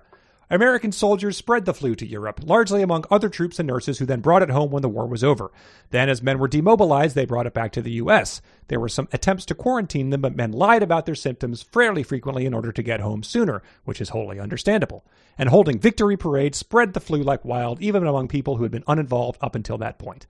In addition, the enormous amount of press censorship in the U.S. and other combatant nations kept people from realizing how bad it was until it had reached pandemic portions. In fact, it was called the Spanish flu because Spain was a neutral country, so their press was talking about the disease much more than other countries, so combatant nations tended to blame them for it. It also came in waves, with the second wave being the worst of the three, and that struck in about 1921 or so. So essentially, there was actually a good chance Edward might not have learned about the flu or how dangerous it actually was until well after the war was over, that war in which he didn't actually enlist. Thanks enormously again, and apologies for the enforced history lesson. No, I'm glad. That one kind of stuck in my craw, too. Like, it seemed like it was a little wonky, what she just casually described there. Right, just flu of 1918. That must have been when he got it. My origin story, flu, World War I. That's all the research I'm doing. Here's one from Heather. Hey, guys. You know, it isn't the worst idea to write an adult novel for the fans of your wildly popular YA novel who are now adults from the perspective of the more adult main character. It's actually a pretty good cash grab. However, describing emotions in exorbitant and repetitive detail does not an adult novel make. Meyer is fetishizing Edward for her fans, and the guy she assumes her readers have been drooling over for 15 years has turned out to be a boring, gaslighting creep who likes to think thoughts. And then she says, we get an update from her son, Billy. I am unfortunately reading the physical hardback copy of Midnight Sun. My kid's now 13 and almost 11. They've grown up while we've been doing this podcast. Dear Lord. We're asking me about the new book, and I had to tell them it is incredibly boring. They were very weirdly surprised that a book of that size could be boring. And the pomegranate cover photo weirds Billy out so much that he turns the book over when he sees it on the coffee table. Oh, wow. I do too. I've taken that off of my book. It is propped up against the back towards my wall. So when I send it out to someone, it will have that on it, but I'm not looking at it as I read. I'm always that's always a crossover point for me when I'm reading a hardcover book. Like, when do I take off the? Yeah, it's like a weird. It feels weird with it on and off. I don't know. Right. Here we go from Terry. This is a sort of comical mismatch. I've spent the last month working my way through the back catalog of 372 pages. I'm currently playing through the episode called Handsome Buttocks, which I believe is a Mr. episode. I wanted to say thank you. Your podcast is almost purpose-built to suit my love of bad popular culture and vicious sarcasm. I'm going to join Patreon this week to show my support. Good idea! Yes. Patreon.com/372 pages. Although I've got a ways to go just to catch up to you all. However, I may need to move out of my house because of you. I went on an Amazon binge and bought all the books coming up in the series, meaning a jumble of singly packed, used, oddly sized paperbacks has arrived over the past week. I didn't even notice one had not appeared on time until I heard my wife having a very fused conversation with a neighbor on the front porch yesterday. Turns out one of the books had been delivered to the neighbor by accident. Oh, no. I cannot express the look of disappointment on my wife's face when I answered yes to her query, did you buy a book about time-traveling truck drivers? I started to explain, but there's not really much to say at this point that doesn't make the problems worse. Today's arrival of my immortal has not improved the state of affairs. The marriage will survive, but I don't think I can live in the neighborhood anymore with that stigma out there. Still, worth it in all. Thanks for the laughs. Now back to reading the Mister in open public. Wow, that is great. I was going to say, speculating on the Amazon fulfillment people who, are just listening to headphones, not caring at all. But this package comes up like, wait, what? Yeah. Yes. So I was wishing they had all arrived in one package. Like, maybe we should do a big giveaway of like all the books or something. Maybe we do that as a Ready Player 2 contest. Oh, like, yeah. You'll win a book shipped of all of the books we've read, and it will be just baffle whoever opens it up. Right.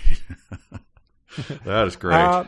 Yeah. We got a couple emails from people who said that their high school biology classes did do the blood typing exercise. So, hey, just because I haven't experienced it doesn't mean it doesn't exist. But this one from Joanna, we'll see about this. I'll read it to you and we'll debate. I'll just read it. Big fan of the show. It's one of the few things getting me through Zoom University. I was listening to your most recent episode, and I just thought you'd like to know that one of my high school science teachers actually used to do the blood typing project Bella's biology class was doing. They had to stop doing it before I started going there, though, not because kids were passing out, but because a kid actually found out he was adopted from the experiment. Oh, God. Apparently, after doing this experiment, he went home and found out his parents' blood types. When he told his teacher the next day, she corrected him and told him that he must have remembered what they said wrong because that combination of blood types would not result in his. Long story short, his parents had been lying to the kid his whole life about being adopted, and my former teacher was told if she ever wanted to do an experiment like that again, parents would need to sign a waiver. Good luck with the rest of Midnight Sun, God. as I'm sure you'll need it. Oh, no. So yeah, insane, but I'm wondering how many other people out there had something similar happen in their high school, because that just strikes me as the Rod Stewart story. It just seems like it happened before she got there, like that's a good question. Yeah. Mm-hmm. Rod Stewart or what? Alanis Morissette. There was Alanis Morissette at my school, the stomach pump story. I think it was also Janet Jackson sort of bridged the gap, but it just, I'm not calling you a liar, Joanna. I just think that there's a chance that, that might be sort of a part of any given high school's lore. Yeah, I'm not saying that there hasn't been a wedding where the bride didn't stop before her vows and say, no, because you slept with my bridesmaid. I'm not saying that hasn't happened, but you were not at that wedding. So. Right, yes, yeah.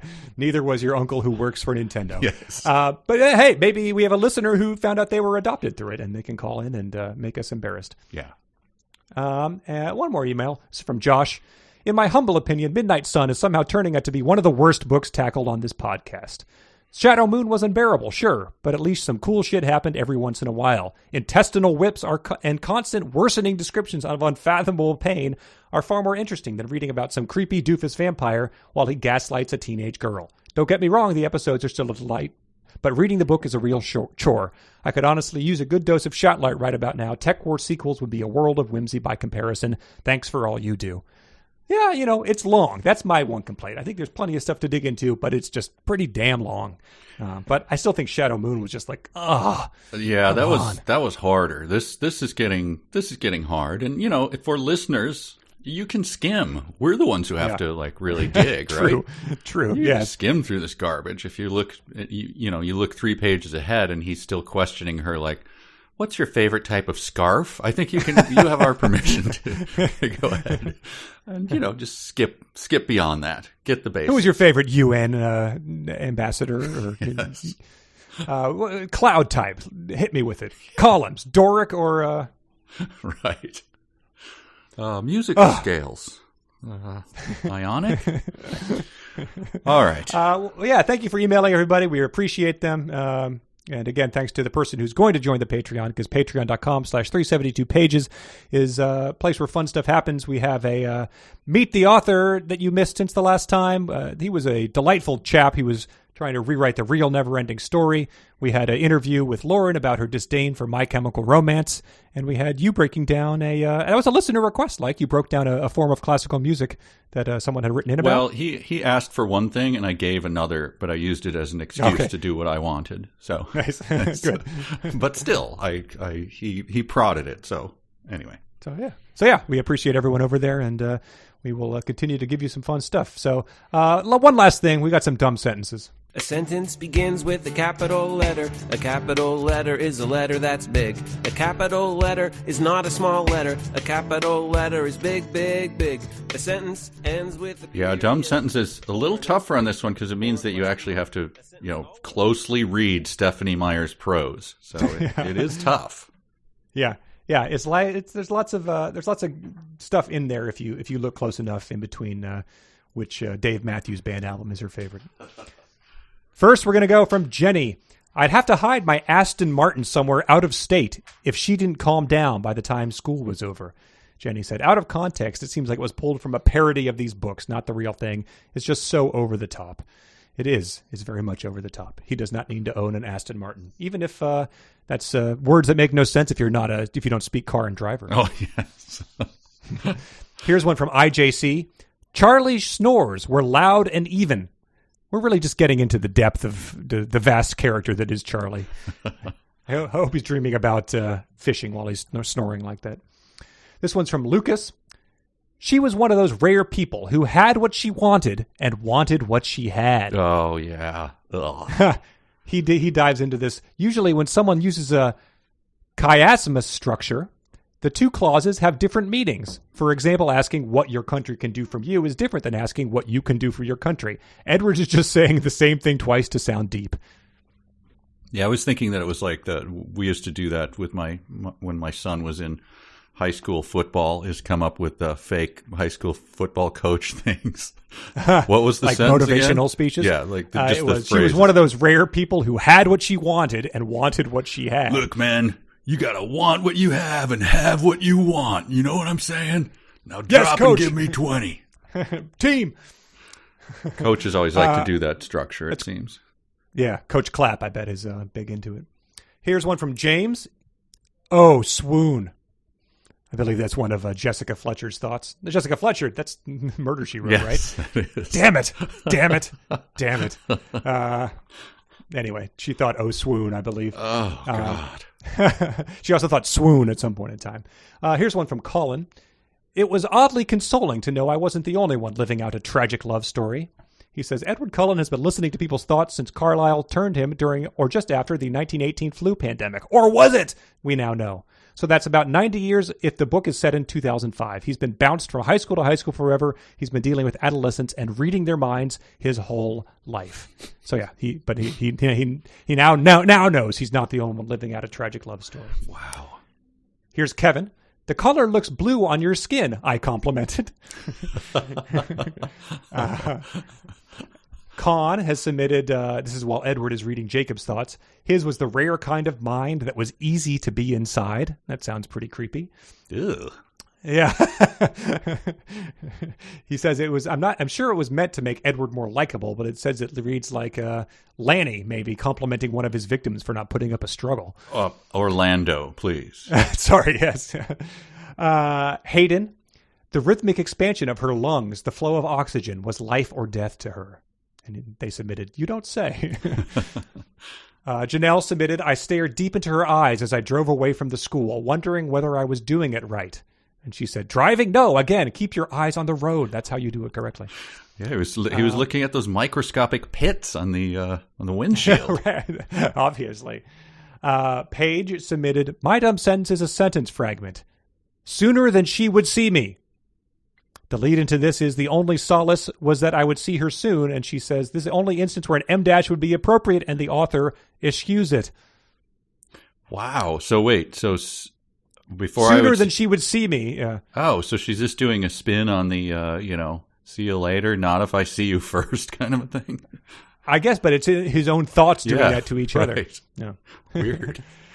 Gina submitted, perhaps my obvious fascination with every detail of her personality would convince her of the obsessive level of my interest. And she just said, you think? Wow. And Mike, this is the last one, submitted, the happiness I felt in this moment was again without precedent. I'll just read that one more time. The happiness I felt in this moment was again without precedent. Mike has analyzed this sentence. For the life of me, every way I try to parse this sentence makes my head hurt. What in the world can she possibly mean by again without precedent? If she means that his happiness has reoccurred, then it can't be without precedent because it's happened before. If she means that he is reiterating his feeling of unprecedented happiness, that makes no sense since he hasn't said that he's feeling unprecedented happiness anywhere near this current statement. There's a bit of a statement where he's feeling in a good mood at the thought that Bella might be so pathetic that she'll always need him hovering over her, but this is disturbingly not the first manifestation of his joy, the thought of rescue stalking her. So again, not unprecedented. She writes like a third grader trying to sound smart, using big words she's heard adults say, but having no understanding of their meaning outside of the tone she's heard the grown-ups use. Yes, Occam's razor. He got to it at the end. She doesn't know what the word unprecedented means. It's like a teenager saying that is so random. It just is a word. Yeah. Yes, it's inserting literally. Well, what have you had? I have. I'm surprised this didn't come up. Maybe it sneaks up on you. This is in their discussion about Arizona and how they're liking the rain girl. No, it's this is Edward. I've never smelled the scent of creosote. I admitted. Yep. That was one of my two. Yes. That just stood out as like a record scratch moment. I'm deeply ashamed, like, hands in pockets, shuffling feet, kicking stones on the road. Like, I've never smelled the scent of creosote.